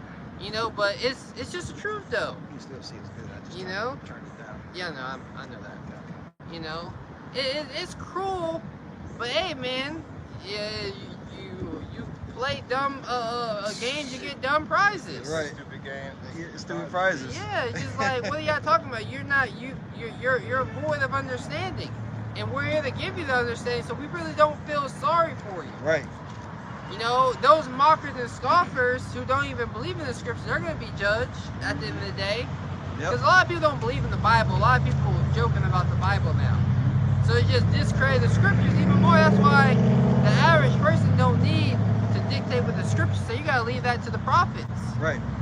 That's why the Lord said no more flattering and vain divination. Yep. You got it, bro. And the scripture also said, "The Lord set forth the apostles last." Mm-hmm. You know. As it was a spectacle. Yep. You know, so this is a show, and they want us to be devoured at the end of the day. Yep. It said, Ecclesiastes 34:1, "The hopes of a man void of understanding are vain and false, and dreams lift up fools." Yeah, dreams lift up fools. You know, God came to me in the dream. You Yeah. know, and because he has that accent, you think he's smart. Yeah. You know? Yeah. Yeah, no, the elder Menachem, he did a video of a woman. She said those Hebrew Israelites, they was right. Yeah. They was right. We might the delivery might have been a little rough, Yeah. but we was right. You know, and a lot of people, they know we right. Yeah. They just don't like the delivery. We might seem rough. We might seem rude. Yeah. You know, but what we speaking is right, Right. and it's all coming to pass. Yeah, like Elder Pastor likes to say, and it's a beautiful analogy, if the house is on fucking fire, are you gonna be like, "Hey, house on fire. You man, get the fuck, yo, the house is on fire. Yo, the fucking house, everybody get the fuck out. Exactly. Yeah, like somebody, you're gonna hear your neighbor might see the fire. You're gonna come banging on the door. Yeah, exactly. You're gonna come banging on the door. You ain't gonna be like, hey, hell yeah, what you doing? Man? Right. Your house is on fire. Right. And people run out of there. Yeah. And somebody tell you, hey, yo, get the F out the street. You about to get hit by a car. What you gonna stand there? Cause Right. No, you yelling at me. You ain't gotta say it like that. Boom. Bam, now you just got smacked by a car. Right. Because you want to be in your feelings. Damn. It says, whosoever, verse 2, Sirach 34:2. You good? It says, whoso regardeth dreams is like him that catcheth a shadow and follow after the wind. You can't catch your shadow. Exactly. You look like crazy. You look like a crazy person running after your shadow. Mm-hmm. You look like you're trying to catch the wind. You're like, what is that guy doing? He looks bugged out. Right. You know, that's the same thing as someone who's trying to follow after a dream. Right. Got 2 more verses. Go ahead, brother. Jumping down verse 6, it says, if they be not sent from the Most High in thy visitation, set not thy heart upon them. For dreams have deceived many, and they have failed that put their trust in them. That's right. So dreams have deceived many. Damn. You know, and how do you know that dream wasn't sent for the Most High? Well, it got to link up with biblical prophecy, because That's right. Joel, the 2nd chapter, tells you the Most High shall, you know, your young men, you know, shall Joel 2. prophesy. Yeah. Yep. You But, want it? yeah, you can get it. Come. Should like Joel 2:20. Yep. Somewhere around there. You know, your young men shall prophesy. I think it's 21. Yeah. Or 21 or 28. Yep, 28. Yeah. This is Joel 2:28. Anybody? Showing up will. It says, and it shall come to pass afterwards, I will pour out my spirit upon all flesh, and your sons and your daughters shall prophesy. Your old men shall dream dreams. Your young men shall see visions. You know? Yeah. Oh yeah, low battery. Yeah. Hey, good dog, go get a charger from Parag. Go ahead, bro. Yep. Read it one more time. This is Joel 2:28, and it shall come to pass afterwards that I will pour out my spirit upon all flesh. Yeah, so in the last days, the Lord would pour out His Spirit upon all flesh. You know, and men would have dreams, and men would, you know, tell about their dreams, and we saw that recently. Yeah. You know, a guy explained how he had these 2 dreams. You know, they was pretty spot on. You know, I'm a skeptic nowadays. You know, people, the Bible talks about that. You know, he might know a little bit about Scripture, so that's why he was able to correlate it. Right. But you know, you still nobody unless you repent. At the end of the day. That's it. So that's really what it comes down to. You know, brothers have different dreams and visions, and you know, we have a whole channel based off GMS dreams and testimonials. Yeah. I done had dreams. You know? Okay, Martin. Right. I'm messing with you, bro. I had dreams of the sky on fire and dark. Yeah, I've had dreams like that. Yeah, you know, I had dreams of chaos and like a damn near like a zombie 28 days situation. A lot of brothers had dreams like that. Like the Kingsmen when they flip that switch. Yeah, you know, like all types of dreams, you know. Yeah, guess what's coming? But that's prophetic. Yeah, it's prophetic. You know? We can link it up with the scriptures. We can read out the Holy Scriptures. Exactly. And say, oh yeah, this is gonna happen. Yeah, we're not gonna read. The Lord gave this vision to this Hamite. We might be a Jake, given these dates. You know what I'm saying? Those women were Jakes. Oh, you can tell. They were simple as hell. You can tell. Them simple twins. Yeah, you got the board.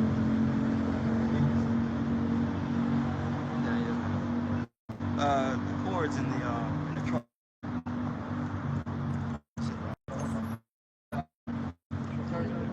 There you go. Oh, we got. Never mind. Never mind.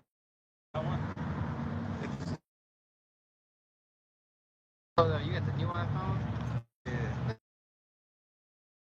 I don't know if It I worked.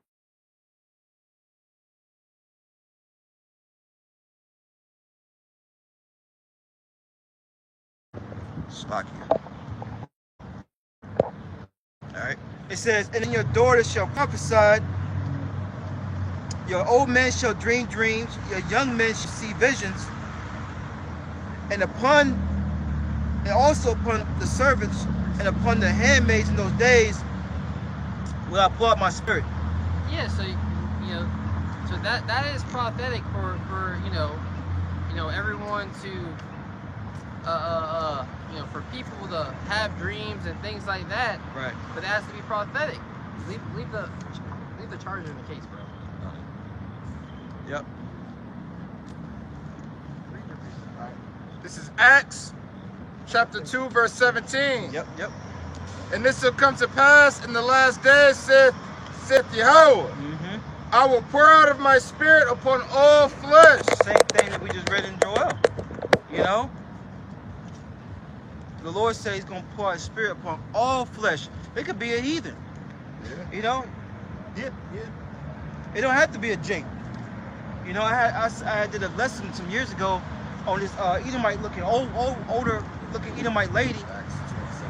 And she was going into how she had this vision of people being sea-hipped. And she was like, she saw this guy running and he had the sea up in his hand. She was holding her hand like this. He was like, I gotta go see the prophets. But it was too late then. You know what I'm saying? Like, you already done took it now. And she was like, I noticed that was in the Bible. And she was like, well, prior to this dream shit, she was an atheist. Mm-hmm. But she was like, for some reason, this dream just made me want to seek God even more. Yep. That's right. People are gonna be looking for answers. Hey, it was Edomites that had dreams of civil war. Yep. And world war that brothers that shared, videos of. Yep. Them seeing the civil war in their dreams, of them seeing world war in those dreams. Yeah, you remember the guys in Boston, the bug outs. That's why it says scripture said dreams lift up the hearts of fools as well, because you can have a prophetic dream, it can lift you up. To think you're more than you are. Yeah. Joseph had his dream. Right. Yep. And he didn't get lifted up. Nope. But imagine if he did though. Right. It'd be a different story. We all be through. I know, right? What'd you say, boy? And not to mention, a lot of us have dreams and keep it to ourselves too. Facts. Because every time a brother have a dream, he don't run and record it or speak on it. Right. Sometimes you just gotta let that simmer and try to just process it. Yeah, process it. Like, what the fuck did I just see? Yeah. Like, there were times I like, what was that? Yeah. What the fuck was that about? Yeah. But yeah, back to verse 17. And this will come to pass in the last days, saith Yahweh, I will pour out of my spirit upon all flesh, and your sons and your daughters shall prophesy, and your young men shall see visions. Even women, that don't mean they're a prophet. The Lord just gave them a vision, all right? And that vision is going to be given to their husband, all right? If they don't have a husband, all right, to the prophets to interpret it for her, man. And that's why they do a lot of people, they do their dreams. The most recent dream, the guy was guessing a little bit, but people explain their dream, they know it's biblical. Yeah. But they didn't know it was biblical or those events would happen. It's just the Spirit told them. So I always think about that dream of that Latin woman. Is on this side? Yeah. You have the dream about the Latin woman, and she basically saw the Lord. Oh yeah, she was crying. What? You got it. They going, yeah. Oh yeah, she said he was not. That's the one when she said he was not happy. Yeah. I saw his face. Yeah. She didn't say what he looked like. Yeah. But she said the look on his face was fierce. He came back angry. Yeah. And we can read that. So let's get that in Isaiah 19.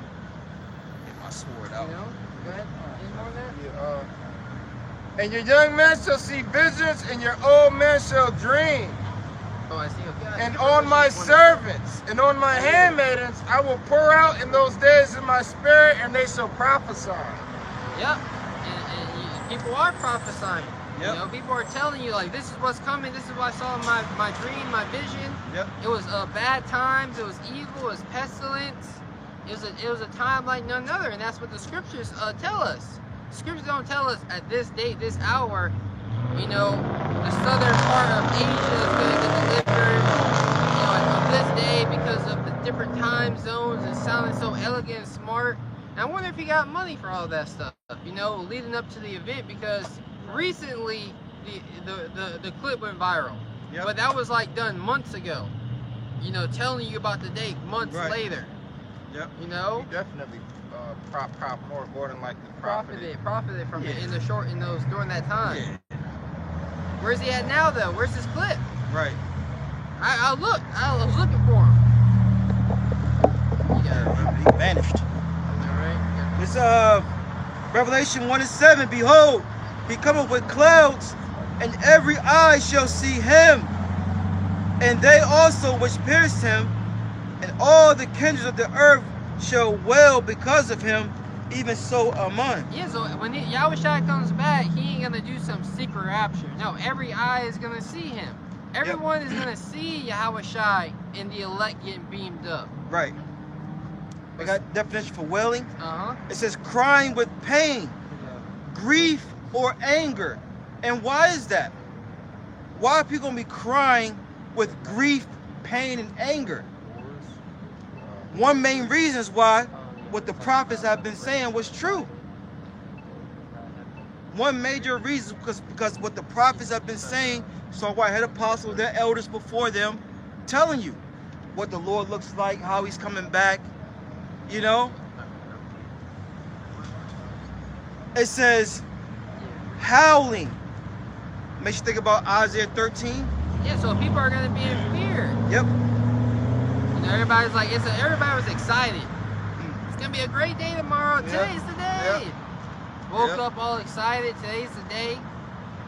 You know, no, it's gonna be a day. Even script, we're gonna read it. Even the elect are gonna be scared in that day. Yep. And they're gonna be the ones getting delivered.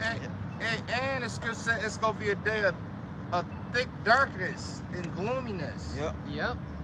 It wasn't thick darkness and gloominess that day. It was still sun peeking through the clouds. Yeah. When them chariots come, they're gonna, you know, It's gonna be it's gonna be thick different. darkness. I had a vision on that. Yeah, I had a vision. You know, we were walking. We all telling our visions, right? Yeah, I know, right? We don't, you know, we don't know if it's gonna be, you know, exactly like that. Yeah. But I was walking. I was actually with the San Francisco brothers, and we were walking on this like straight gate, and we were like on a mountain. But it was thin. It was very like a thin trail. Yeah. And we just walking down this mountain. It was like very dark. It was kind of like a fiery environment. Yep. Yep. Yep. Everything was just like, it was mad dark and it's like fire was everywhere, kind of like. But you could still walk, you know. And you had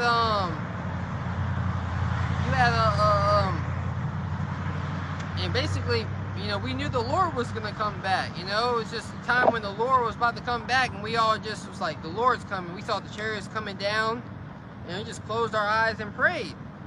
You know, is the blue light coming on? Yeah, I turned it on. Okay, okay. But you was reading, bro? Was that it, right? No, it was just saying like, you know, howling, you know, wailing, you know. Yeah, so people are gonna be in a huge distress in that day. You know, very nervous, very afraid, scared to death. Yeah, man, Men's hearts filling up with fear. People legit gonna be having heart attacks. Legit. People gonna be having heart attacks, strokes. Especially when they say, you know, they gonna know the prophets were right. Yeah, they gonna be gripping on their chest. Oh, it's gonna be that crazy.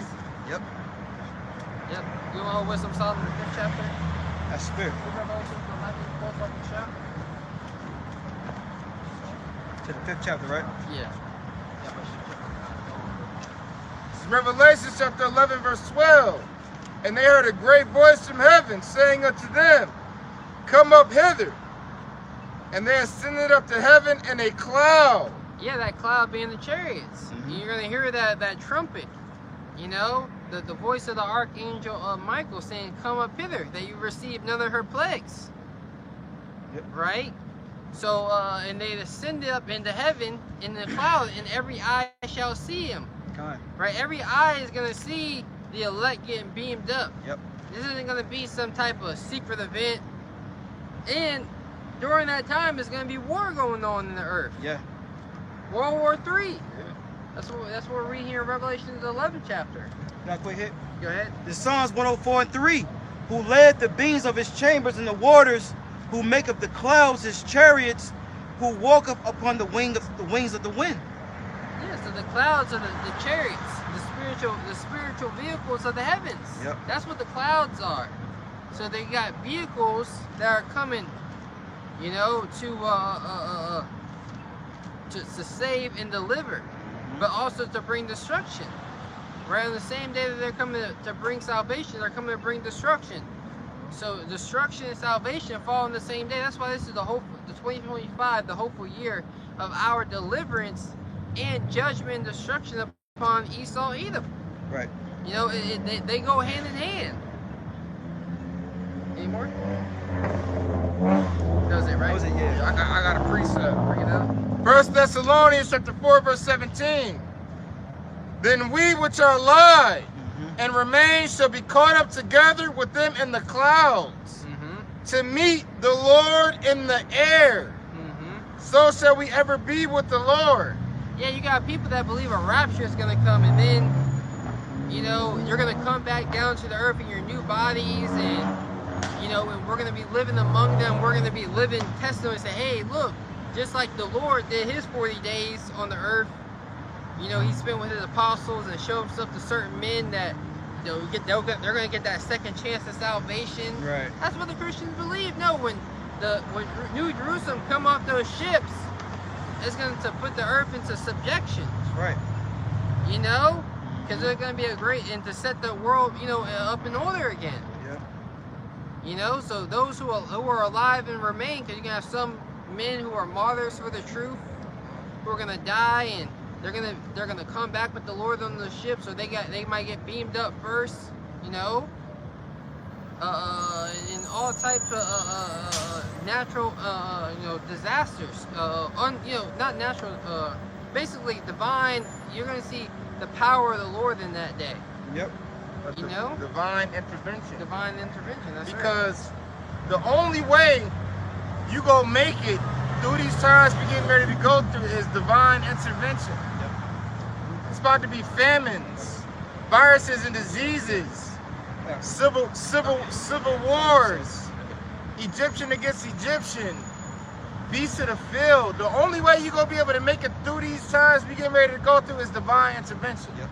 You're gonna need every bit of mercy and compassion you could possibly receive. Yeah. You're gonna need to be directed by the Lord, because you ain't gonna be no rendezvous points. All right, yeah, we gotta go to this state and go to this city, or we gotta go east, or we gotta go west, north, or south. No, you legit gonna be directed. That's right. You ain't even gonna know which way to go. The Lord gonna put the Spirit on you. That's right. And what's around you That's right. to go and to lead you to whichever way you go. Kind. This is when you was talking about putting the the earth in subjection. Luke 19:27. But those my enemies which would not that I should reign over them, bring hither and slay them before me. That's right. After we get out those ships, we're gonna go throughout the countries where Israel is and purge out the rebels. Yep. You know, they don't want the Lord to reign over them. They're gonna be slain. What is that, Leviticus 26 and 7 or something like that, I believe? Where like one shall chase 1,000. Oh yeah. Maybe like 26 and 7. Yeah. Yeah, read it. This is the book of Leviticus chapter 26 and verse 7, and it reads, "And ye shall chase your enemies, and they shall fall before you by the sword. And 5 of you shall chase 100, and 100 of you shall put 10,000 to flight." That's right. You know, and this is gonna, you know, Jake had that power, you know, before, you know, because we used to have, you know, a high level, his nation of Israel always had a high level military because we had the Lord on our side. That's right. You know? Small numbers at that. Yeah, small, you know? We were the smallest nation. Conquering the earth. Conquering, you know, our region, our portion that was given to us. But Yahweh Shai, all things were made by him and for him. Right. Right? Yahweh Shai is coming back to conquer the earth. Right. So this is going to happen again. 5 of you are going to put 100 to flight. Read again. I may say it's all spiritual. Like, think about it. When you see Jake, you know, they like in a DV dispute, they bring like damn five cops, you know, because we're naturally stronger than them. You see Jake knock out 2 sleazy E's. Oh yeah. You know, and ready for more. And that one pool party, I think, and Jake was just, he was. Oh, yeah, I seen that. Yeah. You know. Whooping them. Yeah. Yeah. This is the book of Leviticus 26 and verse 8. And 5 of you shall chase 100, and 100 of you shall put 10,000 to flight, and your enemy shall fall before you by the sword. That's right. So by the sword, our enemy is going to fall before us. This is all going to happen again when we come off those ships. Yep. That spiritual power to be able to chase, you know, and to hunt down. And brothers have had dreams about that. Yep. Getting off the ships, you know, brothers get off the ship. He said, hear a loud like war cry. Yeah. I remember that. And like drums going off, Yeah. the war cry. He said you could just feel it in the air. People were afraid when they heard that. Hey, didn't say the Lord gonna return with a shout? A shout. That's a war cry. Yeah. You know, and that shout goes send goosebumps up your spine. That's right. Shit, sometimes just thinking about That's it, your hairs will stand up. All right. He said in the dream that it bursted their ears. It bursted some of the ears. Damn. Shout. Damn. That's Yeah. That's some terrible, crazy times, man. God. So I got a quick one. This is Isaiah chapter 40, verse 29. It says, he giveth power to the faint, and to them that have no might, he increase of strength. Right? Which is what the Lord's going to do. Okay? And this is our faith, man. This is what we believe. Verse 30. Even the youth shall faint and be weary, and the young men shall utterly fall. But they that wait upon the Lord, that's what this thing's about. It's about waiting. All right? And no one likes to wait. We live in a society where everything is, you know, quick and accessible, man. Microwave society. Yeah, the water. You know? No patience. Come on. They say even the youth, you know, so the youth seem like they always got energy out there playing. Yep. You know, chilling, having fun. But even that day, they're gonna faint. That's right. They're gonna be, I'm too tired. I can't keep up. You know. But those who renew their strength is those who trust in Yahweh by Shema Shai. That's Yep. right. It says, verse 31, Isaiah 40 and 31, but they that wait upon the Lord shall renew their strength, like he was going into. That's spiritual power. Yeah. All right. We once had a level of spiritual power, man. Strength-wise. All right, but as the earth went through age, so did we. It says, they shall mount up with wings as eagles. Right? And an eagle, what? It flies. Okay? And you know, like, look, you know, we talking about dreams and stuff. I had one. I had a vision. I was thrown from one of those planes, man. Just thrown out of it. And I called on the name of the Lord 3 times. On that 3rd time, fuck off, bro. I was like, Yahweh Shema Shai, Yahweh Shema Shai, Yahweh Shema Shai. And fucking took the fuck off, man. You know, and that could be for a brother, you know, or it could have been for me. Yeah. But I know I was in the dream and I got thrown out of that fucking helicopter. Or whatever it was. It says, It's like you, that name of the Lord to activate you. Think of what's it, Shazam? Do he gotta say it 3 times, or he just say just one time? Shazam, bam. Yep. Just transform you. How about Shemi Awashai? She go call on that name, and the Lord goes. If you of His elect, he go give you what you need. Yep. And it says, they shall run and not be weary. You know, you're going to be just have a burst of energy. You're not gonna get tired, man. You're gonna be able to run. I mean, just, you know, like the Flash. Yeah. It says, and not get tired. Yep. It says, and they shall walk and not faint. You gotta imagine that, man.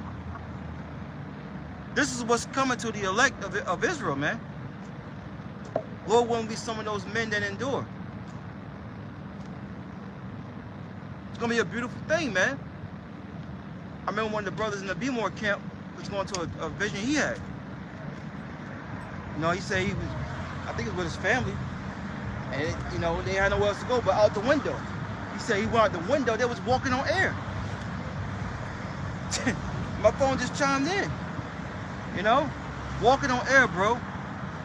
So it's gonna take big faith in these latter days, all right? And lean on Yahweh Shemi Awashai, man. That was it on that. This is Isaiah chapter 30, verse 18. And therefore will the Lord wait, that he may be gracious unto you. And therefore will he be exalted, that he may have mercy upon you. For the Lord is a God of judgment. Blessed are all they that wait for him. Yeah, we're going to be considered favored in the eyes of the Lord that waited for him, man. All right?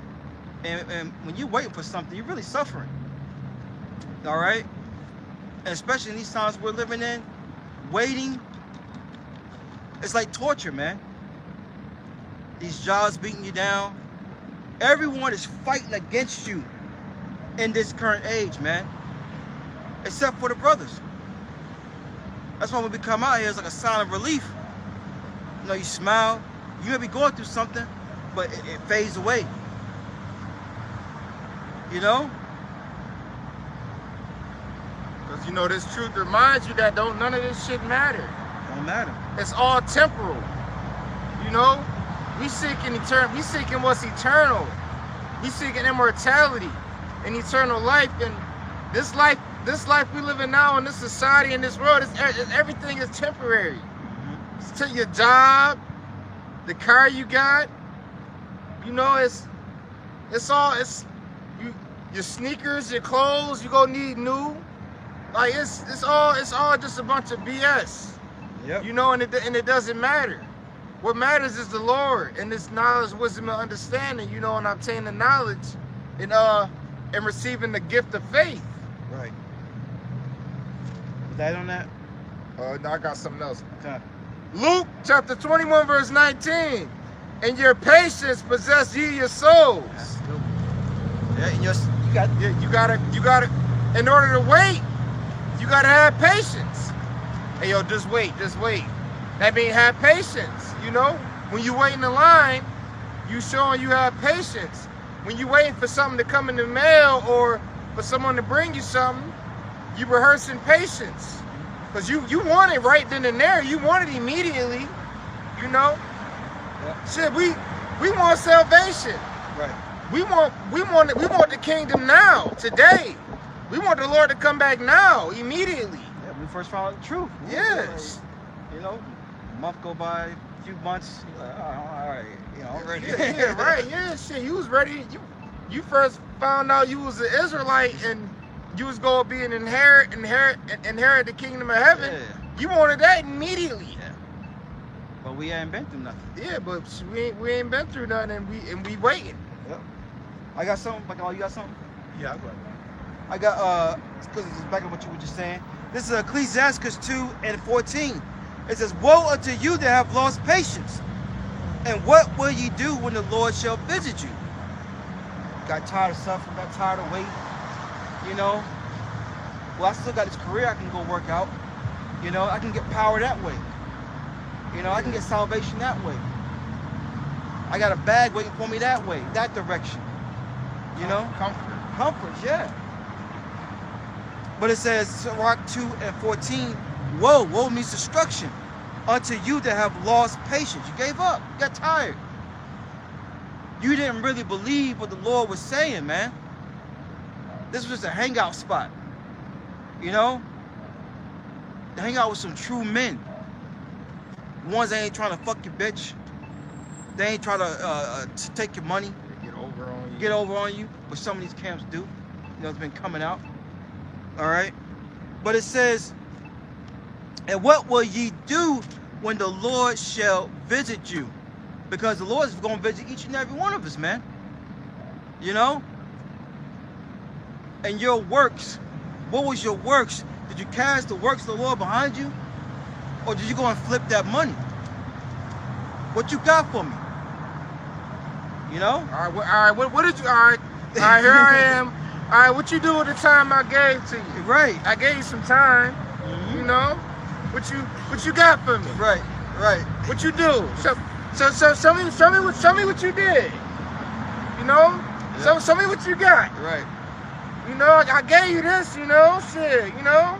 I gave you time, I gave you this, I gave you what you needed. All right, now let me see what you did with it.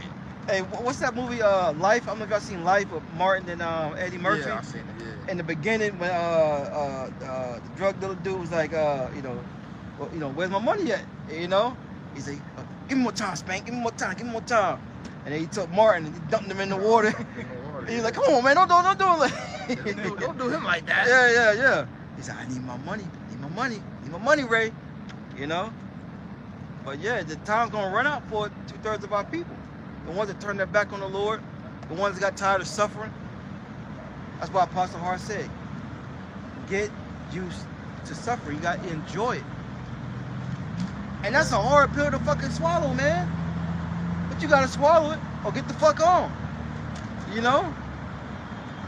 You know, and through the Spirit, you know, the scriptures came to mind the other day, being contenders of faith and running the race, you know, through the power and Spirit of Yahweh Shimi Awashai, we still contenders.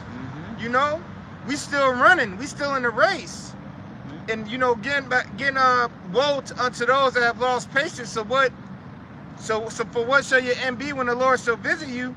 A lot of men fell out the race. They disqualified, quit. Oh, I got a cramp. Fell out. Fell out the race. Yeah. The race is still going on. The contenders, there's still contenders in this race. You know, and as the race continues, and the race is always somewhat easy in the beginning because you're fresh. You know, you're fresh on your feet, you got hella energy, but it's towards the end of the race when people start slowing down, people stop, you know, like a game or a fight. You know, when you first start fighting, they say every man is dangerous in that first round, but when now you get to the 12th round, somebody more tired than the other man.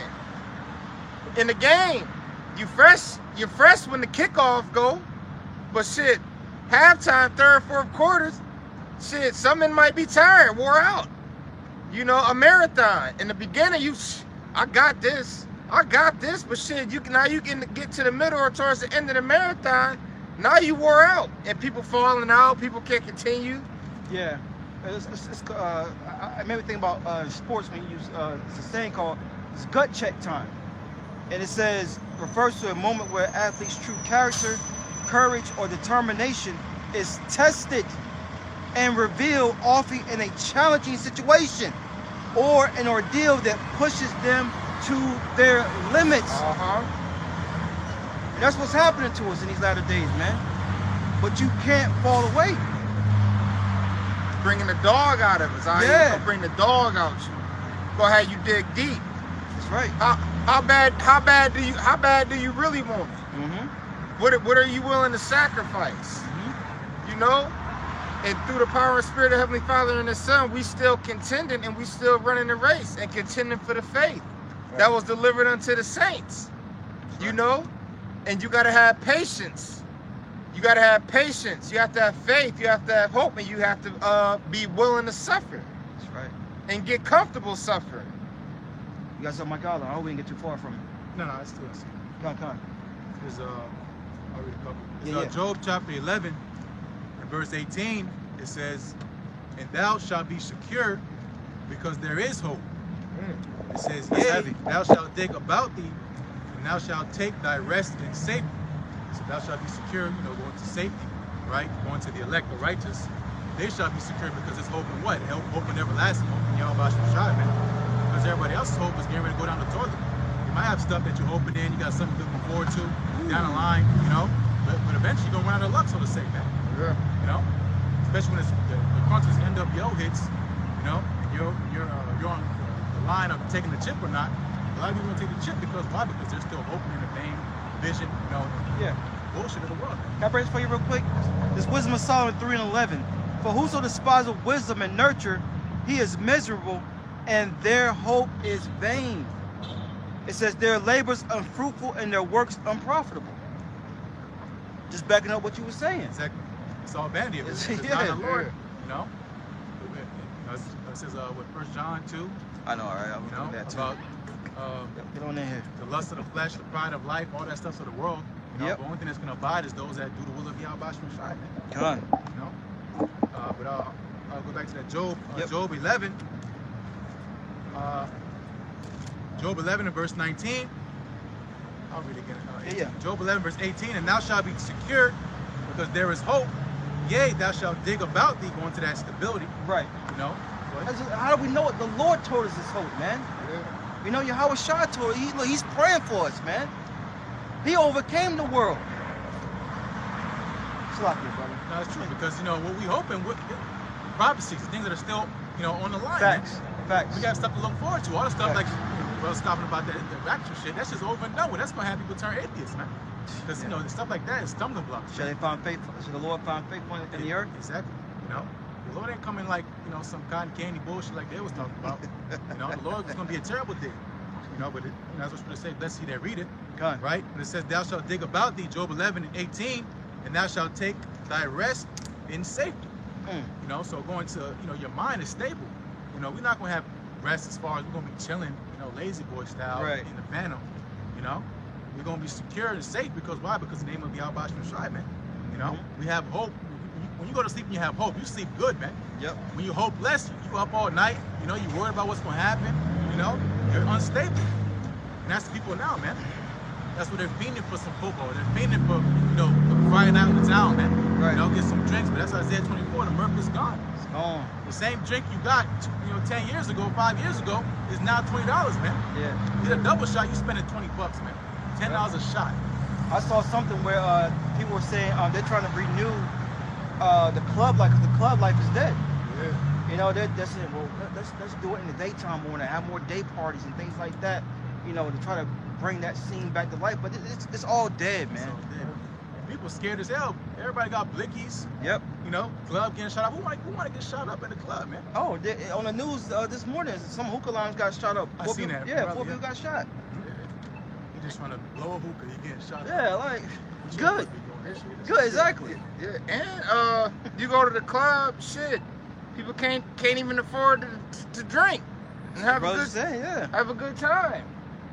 You had to pay to get in, and now it's $15, $20 a drink. Then you gonna commit adultery. Yeah. 'Cause these women got men up in there. Yeah. So you want to get nice and get lit. Shit, you once you get in, shit, you can't afford it. After now you standing around, looking at people. Yeah. Cause I noticed, by experience of what I've seen, when people got the liquor and drink up in them, people having more of a good time, and loosening up. I mean, yeah, Jake act a fool, as the night goes on, but when people got the drink up in them, they having a good time. They loosen up, more friendly, But shit, people can't afford it. Yep. Sinners. Yeah, sinners. People dancing.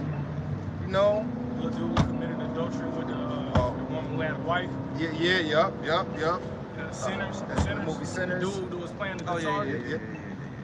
she was married. Shit, he wasn't even do. Her husband wasn't even at the party. That's how it goes.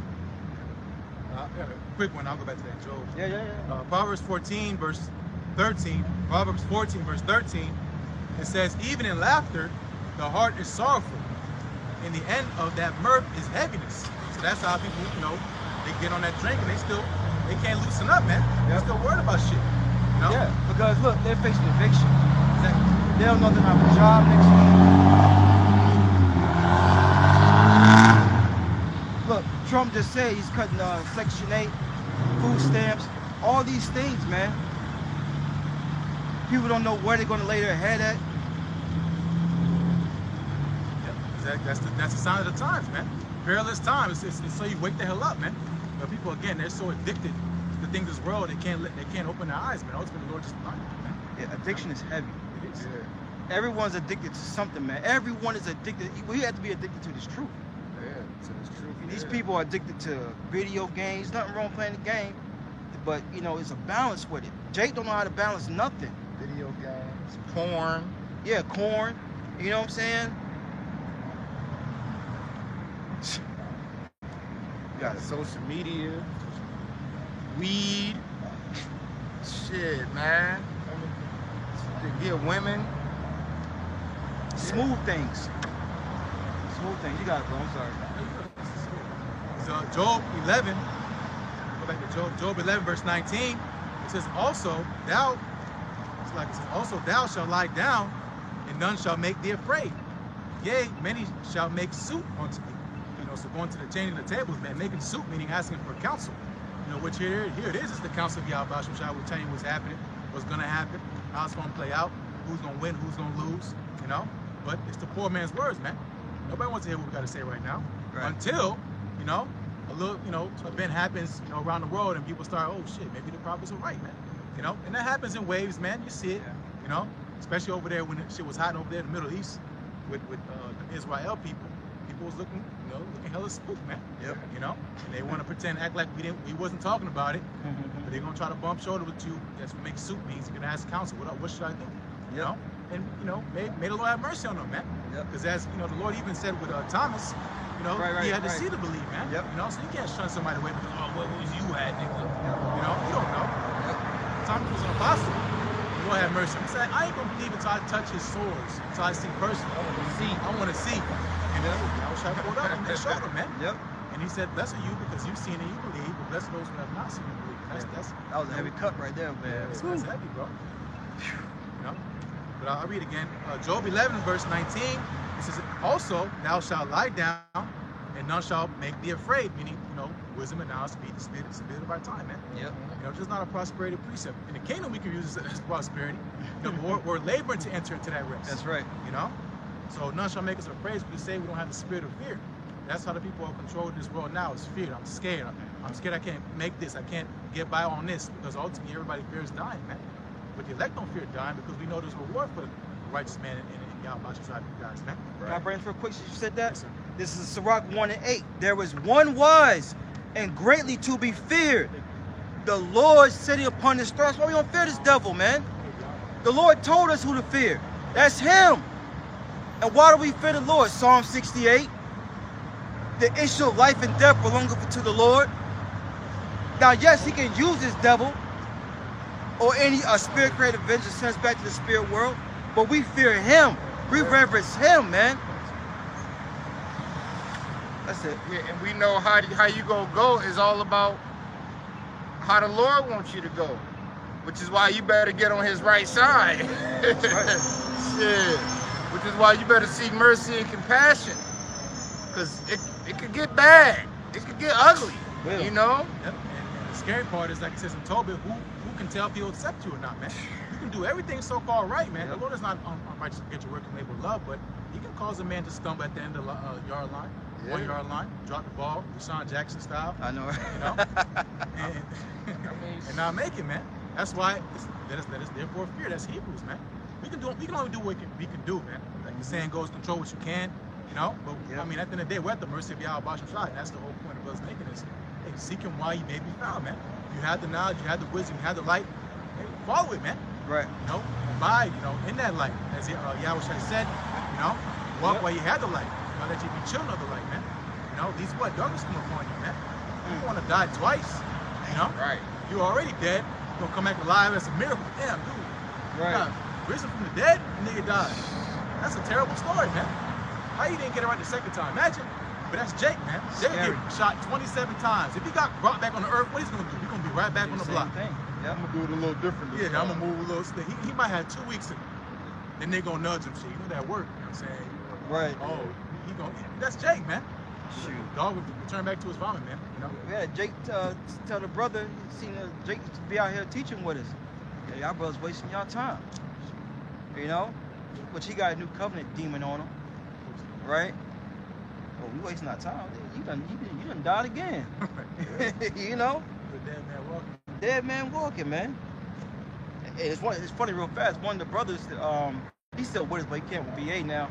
Had a dream that the brother tried to come back at the last minute trying to do the work. Yeah. There's gonna be a lot of them. Yeah, definitely. There's gonna be a lot of them. Yeah, what I said about that. You know, them that's gonna be coming up saying, didn't I prophesy in our name? Exactly. Remember me, shit, Yep. nephew, cuz? Yeah, right. You know, they're gonna be in that spirit, man. Yeah, we remember, all right. You know? Hey, back to the contenders in the race. Remember, it was men in this truth that was on shit. You know that in the beginning of the race, they took off on everybody. He got all this knowledge so Yeah. quick, so fast. And then you have brothers that kind of like envy a little bit. Yeah. Bro, don't envy a brother because he got built up with the knowledge so quick and fast. You don't know what the hell the Lord is doing. Yeah. You know? No, that he came up on knowledge, wisdom, Yeah. and understanding so Quick quick. level. He was a powerful speaker. He was one of the favorites amongst the brethren and the elders, you know, and probably was even believed to be somebody from the ancient world.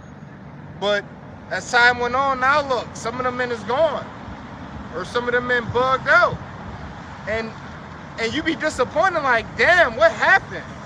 I used to watch him. You know, I used to like listening to him. Oh yeah. Now he straight up just fucking went all the way left. You know, going back to, you don't know if the Lord go accept you or not, and you don't know what the Lord doing with you. Right. Which is why you have to be humble. You know, you can't be proud. You can't be proud, and you got to be humble and fearful. One more in that Job. Job 11 in verse 20. Job 11 verse 20. It says, but the eyes of the wicked shall fail, and they shall not escape, and their hope shall be as the giving up of the ghost or the spirit. Because you have no hope, you're dead, man. You look at someone that's in despair, man. They're halfway dead. They're halfway dead anyways, man. You know, you look at it in their eyes, man. The person doesn't have no more willpower. You know, just defeated, man. Yeah. You know, and it says the eyes of the wicked go into their desire, man. Yep. What does the eyes of the wicked want, man? We'll start first with Esau. He wants his NWO agenda, man. He wants everybody chipped up on a database of him being God on the earth, man. You know? What does the average day Joe Smoke want? He wants Jake marching in Atlanta, 40 acres in a mule still, you know? Or a white picket fence and, you know, a two-car garage. Right. You know? And a family, like, you know, all that stuff's gonna fail you, man. Our people don't understand prophecy. That's the whole point. You know what I'm saying? Our people don't understand what the will of the Lord is. You know, having a crib and all that stuff is cool. Yeah, you need these things, right? But at the end of the day, what does the Lord want to play out? His will. And you go against that will, you're gonna go right along with Esau, man. You're gonna be moved out the way. You got some corrupt? Yeah. Second. Go ahead. Huh? Oh, when you finish making your statement. Oh, I was about to say, you gotta think we need it, but if that's the end all be all, that's ass. You know, It is. get you. When you think about it, that's trash. That's how. That you go get you a house, a 2-car garage, Yeah. and that's it. You know, you just Still gotta work. You still gotta work. You go grow old. 5 years down the line, the woman gonna not be happy. Yeah. You know what I'm saying? She's gonna want to relive her youth. You know? Yeah, like it's ass. But you go retire at 70. And They can retire at 70 now. This is from court. Huh? Yeah, they pushing it back. People can't retire even at 70. Yeah, like you, right, this end-all be-all game here is ass. Yep. It's absolutely nothing to look forward to here, except seeing the destruction of this place. You know, because I talked to Jake one time, and you know, he asked me like, basically like, how old do you want to live here? You know, and he basically said, you know, he want to live a long life. And I'm like, to be honest, I'm not looking forward to getting old here. Right. Like what? It might sound sad or depressing, but I'm not looking forward to getting old in this wicked, sinful kingdom world and society. Nah. This world is ass. Filled with virus and disease. These bodies is weak. We getting poisoned on the daily, Right. and we got to work to the day you die. Yeah, you I'm got not looking forward to that.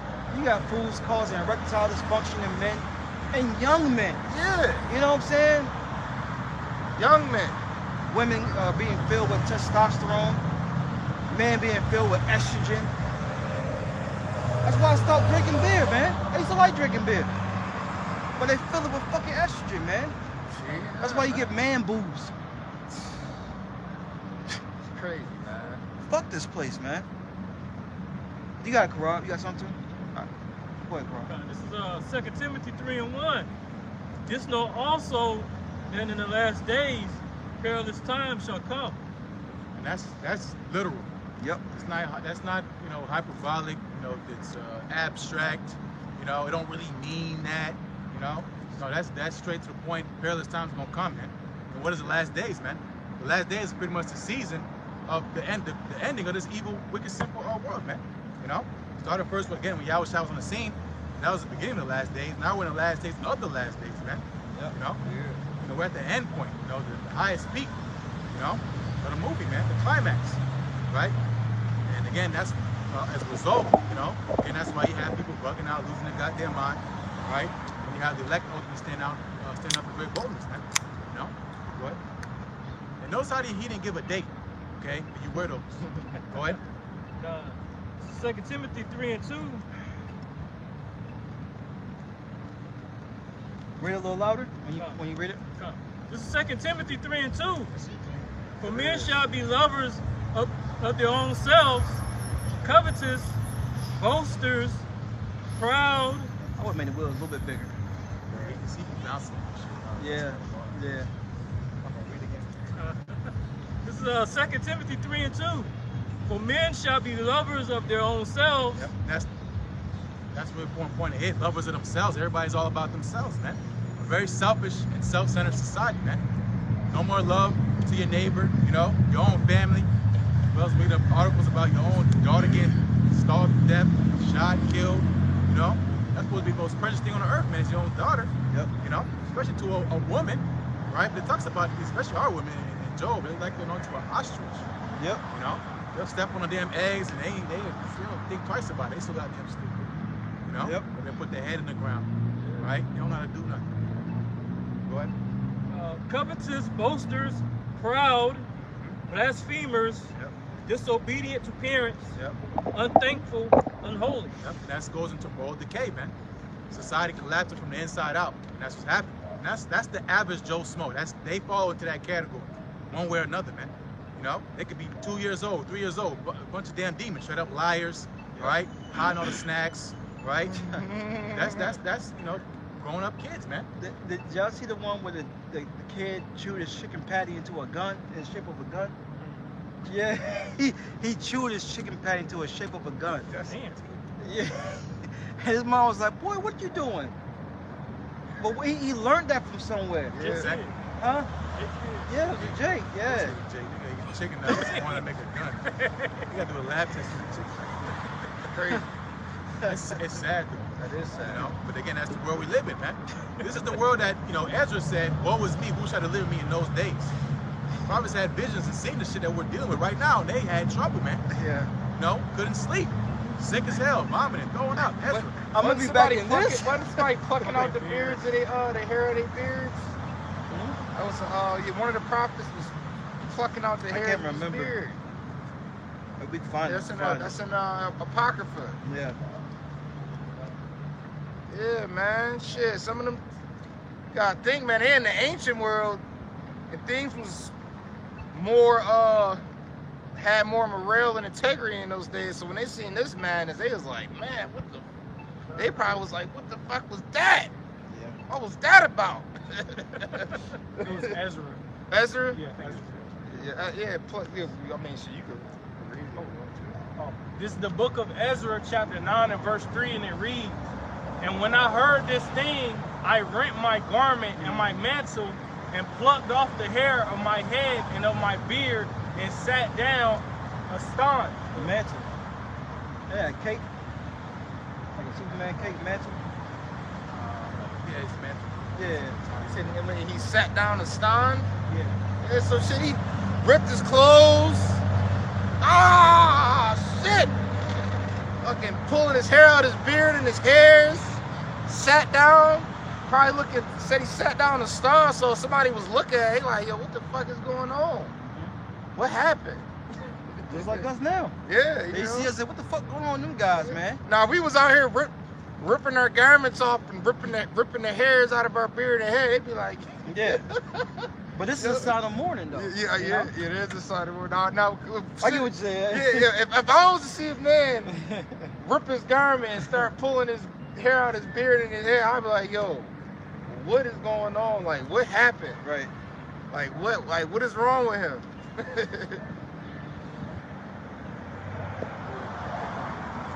2 Timothy 3 and 3, without natural affection.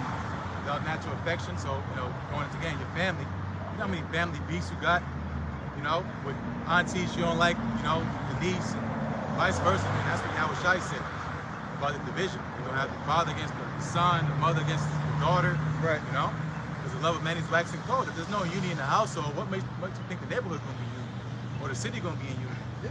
You know, and that's ultimately, and everybody got guns and blickies, you know, and cars. A car is a weapon, man. You know, these things are 4,000, 5,000, some of them 10,000 pounds of, Yep. of wheel, tire, metal. I be seeing videos of people. It be mainly women. They be running people over. Ultimas. Oh, of course Yeah. you got the That's standard. Go ahead. Without natural affection, Yep. truce breakers, Yep, don't keep their word. Go ahead. false accusers, False accusers. They always lying on each other. Go ahead. incontinent, Yep, cotton, fierce, fierce. despisers of those that are good. Despisers of those that are good. You know, and that was the era of Cain. You know, Cain slew Abel because why? Because Abel's work was righteous, man. You know, he envied him. Right? Just like with a righteous woman and a wicked woman envies a righteous woman, man. Yep. The scriptures say, man. Because why? Because they know they're not right, man. And they hate the light. Darkness hates the light. You know, that's these people, man. You know? So again, going to Don't worry about it, bro. this is the people on the earth that we live around, amongst, you know, and we're all, you know, compact in these cities, man. Yep. What the hell you think gonna happen when the shit really hits the fan, man? You know? It's true Hunger Games, man. You know, and that's what the Lord, again, he's warning about. It sounds cute, man. You know, you sitting on the behind the camera, or you driving past, whatever, you know, it's like, y'all been saying that, cool. You know, we read earlier about that Ezekiel. But what, you know, that's the thing. People don't consider, what is the chance that we might be right? You know, that's yo. Go ahead. I was pondering that last week. I was thinking about people in my life. If they just sit back and like, yo, what if they just said, you know, what if what he's saying is actually true? Just sit back and think about it. If even if you don't believe, just sit back and think. What if it is true? It would change your whole thought process. Sit your ass down. Yeah, exactly. It would open too many doors, man. Mm-hmm. They don't want to look. They don't want to look past that door. It's too scary. Yep. Truth is too scary. What the Lord's gonna force him to, Exactly. That's what it's. you know? Get a foot in the ass, man. Yep. They hit that what if, they gonna be start moving different. Like, you know what shit, you know what, yeah, let me tighten up. That's when they're gonna be seeking a men of the Lord. And it's not gonna be women. It's gonna be men actually. Yo, bro. It's gonna be mental. You know, yo, you was hitting at this, man. Not knowing you knew everything. You know, in a sense. You know what I'm saying? Right. And our family members, because a lot of our family members know we in this truth because we try to tell them. We try to tell our mothers, our fathers, our brothers and sisters and cousins and all of that. They gonna be hitting you up. Yo, wasn't such and such talking about this? Yeah. Which I think my father, I think he knew a little something, because when I told him about it, he gave me a little smirk and he said, you know you can die for that, right? That's what he said to me. You know what I'm saying? Truth. Yeah. And I was like, yeah, just like that. And he smiled again. He said, tell your uncle about it next time you see him. My uncle, he a false bastard, you know what I'm saying? I told him about it, and he couldn't do, he had no answer to what I was just saying. You know what I'm saying? Just sitting there with a fucking demonic smile on his face, like, yeah. You know? Goddamn demon. Bring out that one scripture. No. Back you up. Huh? Gotta back you up.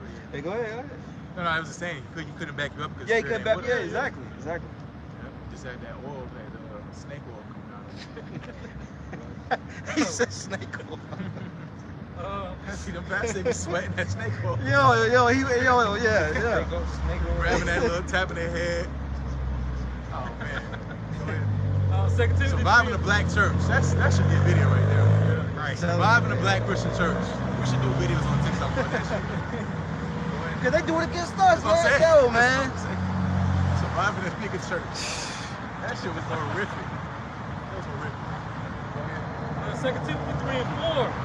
Traitors. Traitors. Jake always backstabbing each other, man. People in general, man. You know, talk behind people's ear, and I don't like it. No, so conspiring. It's called conspiring. You know, Have you heard that song? Backstabbers. backstabbers. Yeah. Smile in your face. OJ. Whole time they want to take your place. Yeah.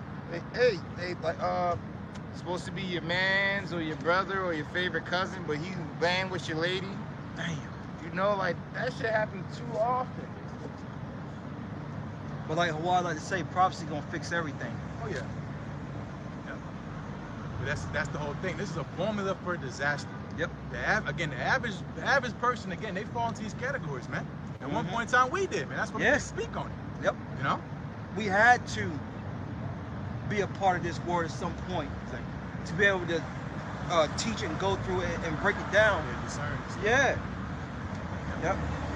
Speaking from experience, man. Mm-hmm. You know? What? Heady. Daddy, you know? Students talk about confident in a plain way. You know, when you're headstrong. You know? Like students say about a horse not broken in.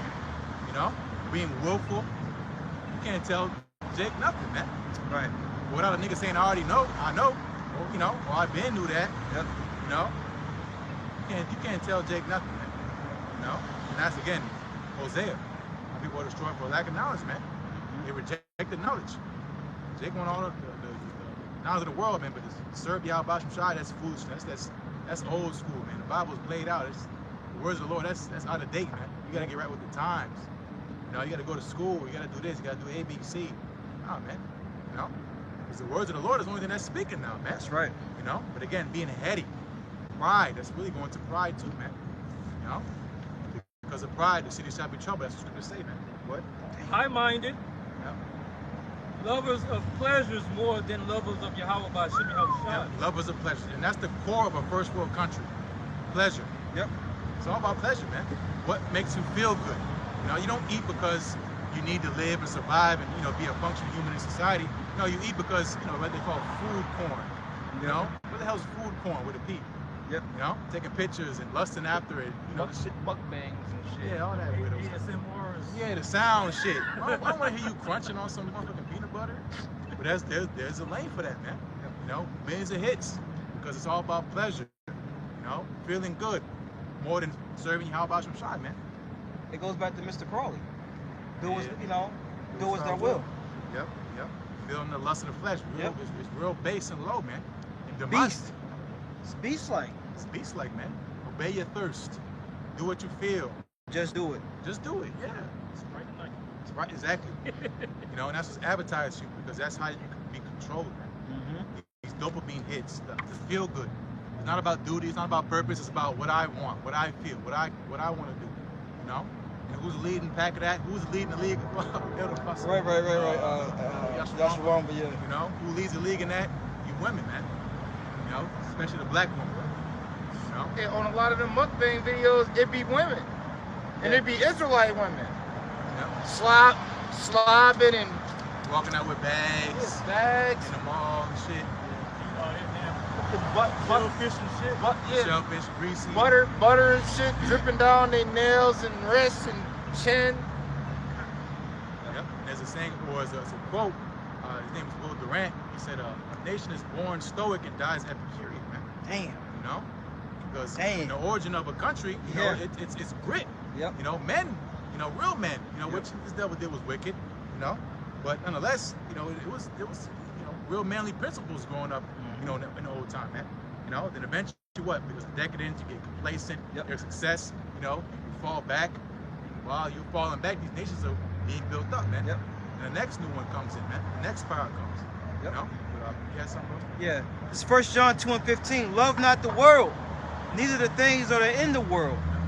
If any man love the world, the love of the Father is not in him. So having the power of detachment, being able to detach yourself, right? To mentally remove yourself from certain things, man. That's power, man. You know? Because it goes into, it's called an entanglement. Entanglement, so confusion, man. When you're on a mission, you know, especially going to the mission of serving Yahweh Shai, you don't have time for this extra stuff, man. You know? You're just upset. Like, love is a deep, powerful word, which love is keeping of the commandments, you know, but it's a passion. It's a burning. You know? If you love the world, if you burn for the world, you don't have time for nothing else, man. You know? And that could be anything. It says the world in general, you know, which that word world is cosmos going into Jake, you know, Israel. You know, but you can use the same sense, man, the world in itself, man. Love not the world, man. Because why? Because again, when you serve this purpose and this mission, there's no room for that extra stuff, man. Right. And that's why you see a detachment of friends, family members, because the things you was once into, the love of the world, the things you were into, it came with friends, it came with certain family members. So when you detach from this world, right, what happens? You're detaching from them as well. Yeah, a small example, say you stop smoking or stop drinking or stop going to clubs and shit. Watch how certain people you was around, you not around them no more. Because basically, it really ain't no reason for you to be around them no more. Because when y'all was around each other, y'all was just getting high together. Just had the same demons on you. Yeah, getting high together, drinking together, partying together. Yeah, it's the demons. That's what it is. Yeah, it's the demons, you know. But once you stop doing certain stuff, it don't even be no reason to even be around certain people no more. There's more, right? 1 John 2:16. For all that is in the world, the lust of the flesh and the lust of the eyes and the pride of life is not of the Father, but is of the world. Right. You'll see on TikTok, you watch on YouTube or Instagram, and you see people living these lifestyles. You'll say, "Damn, that dude's blessed. That's a blessing from God, man. That's godly." No, that's what they say. Some people say gain is godliness. No, man, it's better to give, you know, than to receive. All that stuff is for your belly. You traveling and going on yachts and stuff. All right, cool. You know, but you glorifying that, man. You don't give nothing back to the Lord, man. Right. You know, and that's why I'm gonna come back to haunt you, man. You got, you know, people that's living these lifestyles. They're sick as dogs, man. You know? Yeah, if I might say, and then Jake don't even know how to give back to the Lord. Oh, yeah. You know, Scripture said, when thou do good, knowest to who thou doest good to. They'll go open up, you know, something crazy. Exactly. Yeah. But again, all the stuff that's of the world is of the world, man. It's not of the Father, man. You know? You have this liberty to get right, man. Not to party and bullshit, you know, and do it how you want to do, man. You know? Again, all the stuff is tied to idol worship. All the stuff that you're giving yourself over to it involves a demon, man. This is the king's meat is satanic, man. Esau. You know, this is his table, right? So stuff that you're indulging in, it's cursed, man. Well, one way of fashion is cursed, man. Right? It's defiled. It's defiled. All of it. And that's why it's gonna get burnt. Slaki. What the Lord tells us in Exodus the 20th chapter, have no other gods before me. There's a God for every day in on the calendar, man. Literally. You know what I'm saying? Just like Egypt. That's facts. It's what you give your attention to. Some people is all into BMWs. You into the BMW demon. Matthew 6, where your treasure is, there where your heart. Beamers, Bentleys, whatever, all that shit. Balenciaga, Gucci. What you say? Hellcat. Yeah. That's why, you know, Yep. But they say scat pack. Scat pack. That's why they have names on them, because it's a demon tied. There's a demon tied to it. You know, Yeah. at least the Lord had the spirit on you, man. That stuff. And that's what they say. There's no enchantment against Jacob. There's so many things that got spirits on them. Yep. You know, these electric cars got spirits on them. Mm-hmm. You know, dogs they having spirit. Everything, because they got a chip in them and shit. Yep. You know, everything of the world. You know, they all the little goddamn Rottweiler puppy. Nah, man, that motherfucker got a chip in him. He's done. Right. He's nipped. Yep. Balls good. Back where I'm from, everybody was into like bully pits. Oh, Yeah, You know, the little, Yeah. oh, gotta give me a bully, or you gotta do this, you gotta do that. You know, it's like, bro, that dog ain't even that serious. It's bred. When you breed them, they got problems. You know, if you got people spending $1,000, $2,000, $3,000 on the dog, but be broke. Yep. They serve the dog. You serving the dog. Picking this shit up, beating the motherfucking dog. Like Yeah. you careless or don't got your own place to stay, but you are spending all that money on a dog. Some of these people dogs be eating better than people. You know, they be feeding the dog. They be feeding the dog nutritionally dense meals and shit. Yeah. You know, fresh food, cooking the dog meals. Yeah, they give them, you know, they go to the meat market and get, you know. Human grade. Yeah. You get legit human grade food, fresh chicken, steak, Yep. vegetables, all of that. Dog eating better than a human. Yep. And that's all first world bullshit. Yep. It ain't happening in no third world country. Hell no. Them dogs getting a scratch. Yeah. If that. Dogs on the scrap. Hey, Right, yeah.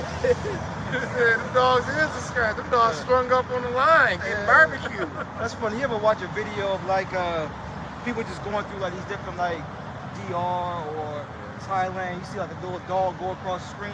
That dog thin as shit. Yeah. You know these dogs here in America. oh, fat. Cats is Barely, fat. barely walking. You be seeing at people's cribs. Yeah. You got a cat wide as a bus. Cat don't even want Chase Spices there. Shit, that bitch supposed to be agile. Right. This nigga just. Yeah. No, because cats are apex. They apex predators, man. Yep. Little house cats, they have hundreds of prey they can eat. Yep. Them motherfuckers on the couch eating chips. Fat with health problems. Right. Look at that damn TV. Just watching TV. Yeah, yo, people be leaving. Yo, let me Yeah, read something.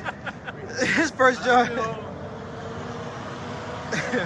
1 John 2 and 16. For all that is in the world, the lust of the flesh, the lust of the eyes. Go live your life. You know, that's what Jake, Yeah. your parents want to tell you. Go live your life. You know, go out and enjoy life. That's what they're talking about. Yep. The pride of life. Especially Lust of among the eyes. women. It's amongst the women. Exactly. Yeah. Exactly. You know, I told Slacker, but I was telling this woman, a man can't do what a woman can do. You know what I'm saying? What I meant by that is we can't go out and live our lives like that. A woman can go out here and live her life, and everyone will come to rescue as soon as she falls. Father, Yeah. Oh, mother, friends, Yeah, dude, ninjas. girl. You know what I'm saying? We can't do that. Yeah. I see that. Yeah. We can't do that. Yeah, girl. They could call daddy or mom and get rescued. Mm-hmm. A grown man, shit, we can't call nobody. We just gotta figure it out. Right. Tell you to be a man. Exactly. Yeah, exactly. Right. Yep. Be a man. It says, and the pride of life is not of the Father, but it's of the world. It's of the world, man. So let it go, man. It's of the world. Let them have it, man. Yep. You ain't missing out on nothing. That's what that saying goes about FOMO, fear of missing out. Especially Yep. coming this thing young, you know. You feel like you're missing out on your chance, you know. Coming out of high school, coming out of college, wherever. You know, you're like, damn, this is my chance. You know what I'm saying? To explore the world. I waited patiently. I did what I was supposed to do. Let me go ahead and have fun, you know. You know, because that's what it say. Every child in his youth is given to evil, man. Yep. All you're gonna do is give yourself to evil. You ain't gonna use that time to do nothing righteous. Right. You ain't gonna read the scriptures and get into the book, you know, do your study. You ain't gonna do that. Right, because of the company that you're around. The company that you're around is not about this. You know what I'm saying? So they're gonna pull you. Yo, man, all right, I get, bro. Come over here now, bro. You know what I'm saying? Like, we'll let you get back to that. Right. That's them demons. I got a precept too. Can I finish the last one? It says, verse 17, and the world passeth away, and the lust thereof, but he that doeth the will of Yahweh abideth forever. And that's the point, man. Yep. Doing the will of Yahweh Basham Shai, it never goes nowhere, man. That's right. Even if you die on this side, it's gonna follow you, man. Your good works. That's right. With all that good work you do on this side, King Solomon went into that, man. You can have a degenerate son. Yep. You did everything right, man. You saved the money, you got Yep. the gold, you got the silver, you got the land, and then one night, dude gamble it, you know, and it's gone, man. You know, and that happens, man. You see these what they call them, trust fund babies. Right. You know, they get the trust fund, $1 million, that shit's gone, blown. Yep. You know? And the kids, they know that shit coming. They're not working hard. They're not applying themselves. Yeah. They planning on how to spend that shit. They count it. Get it. Exactly. They count the ducks before they hatch. Yep. They're not talking about what they're gonna do with it. Expand my father's empire. They're going, I'm about to get a payday. You know? Again, it's gonna pass away. It gets old. You know, in 2002 when them Hummers came out, Right. them was a shit. Yep. Now you got a Hummer you called an idiot. Not nobody don't want that. Not nobody don't Big blocks of shit. Not nobody don't want them shits. And Jake is all about generational wealth now, and a kingdom that's fallen. Generational wealth. Well, generational wealth starts with a name. Exactly. You know what I'm saying? What legacy are you? Look, Lord, will me some of those men. Our name in the you're part of that lineage. You know what I'm saying? Oh, okay. Oh, it's you know. That's right. Yeah, it goes into generation. Yeah. You know, it don't matter. You know, it is about the name, man. Yep. You know, and that's why again we hopefully call that a number. You know, we the first of our family, man. That's right. We got the Lord got somewhere high. You sitting down there? Oh no, come up here. Right, You're right. beamed up. You know what I'm saying? Right. You don't need to be down here. That's right. You know, it's called a promotion. You're getting lifted up. You know. But what was that? You had something to say? You had something Tuesday? No. Sure. And another thing, if we not saying live your life in the closet, you know, or don't do nothing with yourself. We Right. just saying don't seek to fulfill the lust of the flesh. You know, seek the Lord. You know, put the Lord first, and everything else will be added unto you after that. You gotta have a balance. Right. And first you gotta earn that. Yeah. Facts. You can't say you're gonna do Facts. no extra shit if you ain't putting in no time. The Lord gonna see all that. That's being lukewarm. You gotta earn that balance. You know what I'm saying? Yeah. When we first came in, ain't wasn't no balance. Yeah. Hell no. There wasn't no balance. It was all in. It was- That zeal. You Yeah. learn balance. Yeah. You earn balance. Yeah. You don't get balance off the top. Right. You know. So go ahead. It's Ecclesiastes chapter 12. Remember now thy Creator in the days of thy youth, while the evil days come not, nor the years draw nigh, when thou shalt say, I have no pleasure in them. And you know, the scripture says, remember now thy Creator in the days of thy youth. You know, when you're young, you looking good, you feeling good, you full of life, you full of energy. You know, you full of promise. You know, you're supposed to seek the Lord in the days of your youth. You know, and that also shows you're not a hypocrite. You know, because it says, in the days of your youth, while the evil days come not, nor the years draw nigh, when thou shalt say, I have no pleasure in them. And Jake, 2/3, Jake got a bad habit of wanting to seek the Lord. Only seek the Lord when shit go left, when somebody die or somebody's sick, or when they get older, after they live their best life when they was young. You hit the point I want to make. And that's why the Lord, I like to bring this out with the scripture, because we are the Lord's comely and beautiful woman. You don't want an old bitch that she done been through, you know what I'm saying? She raggedy now. And that's the problem with our women now. They wait till they get about in their mid-40s, 50s. Right. Oh, I want a real man. I want a man to get that. Look at Lisa Ray. She like 60. 60, fucking through. She still look good, but shit. Right, look at That shit she's was- 60. Vivica Fox. She look raggedy. Hey, what did Whoopi Goldberg say? Right? I heard what Whoopi said? What she got? What? She was saying how pretty much the point is she broke and she wished she had a man. She wished she had a man. You know what I'm saying? To guide her and lead her. You making all this money from the View and you ain't got no fucking bread. You didn't have the right leadership. And you know something up when two Sleeter-mites leave you the fuck alone. Two? You ain't right. You know? And they was married. Yeah, they was multiple married, times. yeah. They all was married multiple times. They had men. But going back to your point, the scripture saying, seek the Lord in the days of thy youth. Right? 144 on that card with a 7.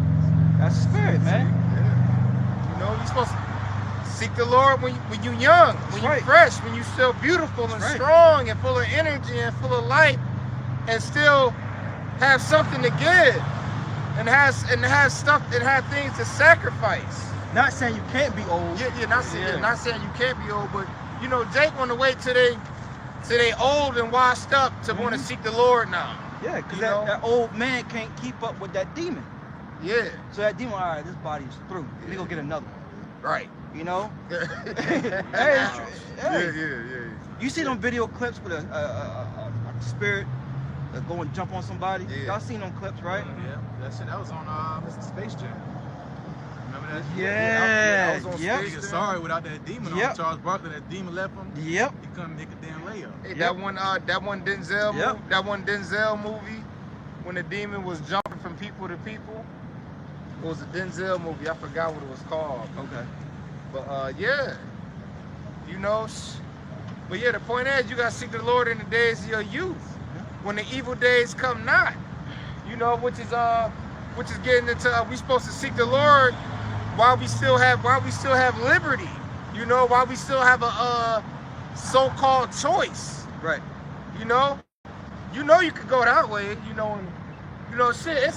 It's Saturday and we all still young men. Men say, you know what, man? Fuck this. I'm about to go live my best life in wickedness. But we choosing to do this. The Lord put the Spirit on us to do this because we not choosing to do this. The Lord put the Spirit on us to do this. Right. Because man's goings is of the Lord. But hey, seek the Lord in the days of your youth, man, when the evil days come not. Because the evil days go come and people go want to turn to the Lord then, but it's gonna be too late. Yep. Because the doors of mercy,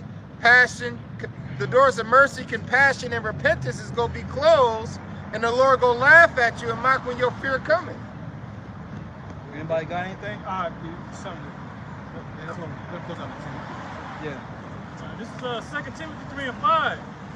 Having a form of godliness, but denying the power thereof, from such turn away. Yep, so ultimately, stay away from these damn people, man. Yep. Keep away, keep an arm's distance, Because why? Because they're no good, man. Hang around them too much, of course they're gonna leech onto you, man. Sometimes you can't help it. You might be in a situation where you have to stay with your family. You be around some people that might not be in knowledge. Well, you minimize the time you have with them, man. Keep it minimal. Keep it business, man.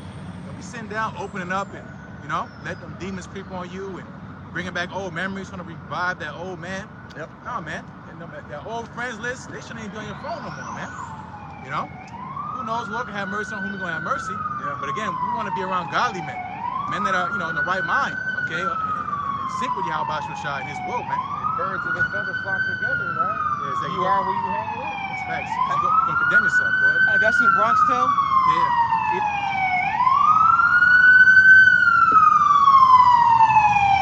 And they're driving super slow. Right. A woman behind the wheel.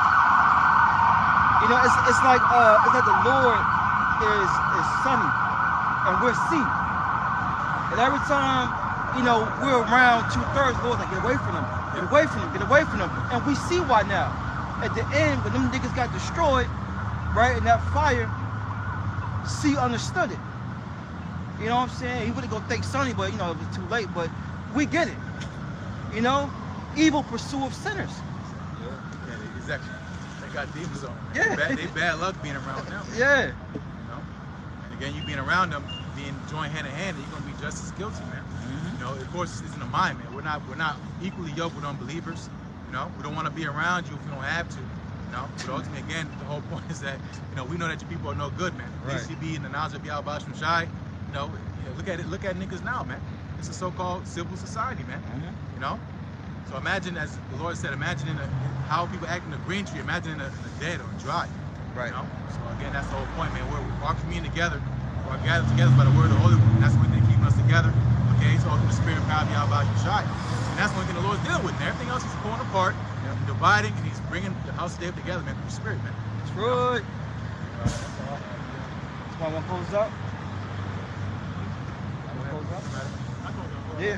And with that, we pray and hope that you few, with that, we pray and hope that you brothers and you few sisters You right. was edified. But before we close out, we got to give all praises, honor, and glory to the Heavenly Father and His only begotten Son. Yahweh, Ba'Shem, Yahushai, Ba'Shem, B'Kakadash. And double honor to our elder apostles and elder bishops of Great Millstone, who rule well and who we learn from daily. And shalom to the elect. Shalom. Oh, yeah, I lost my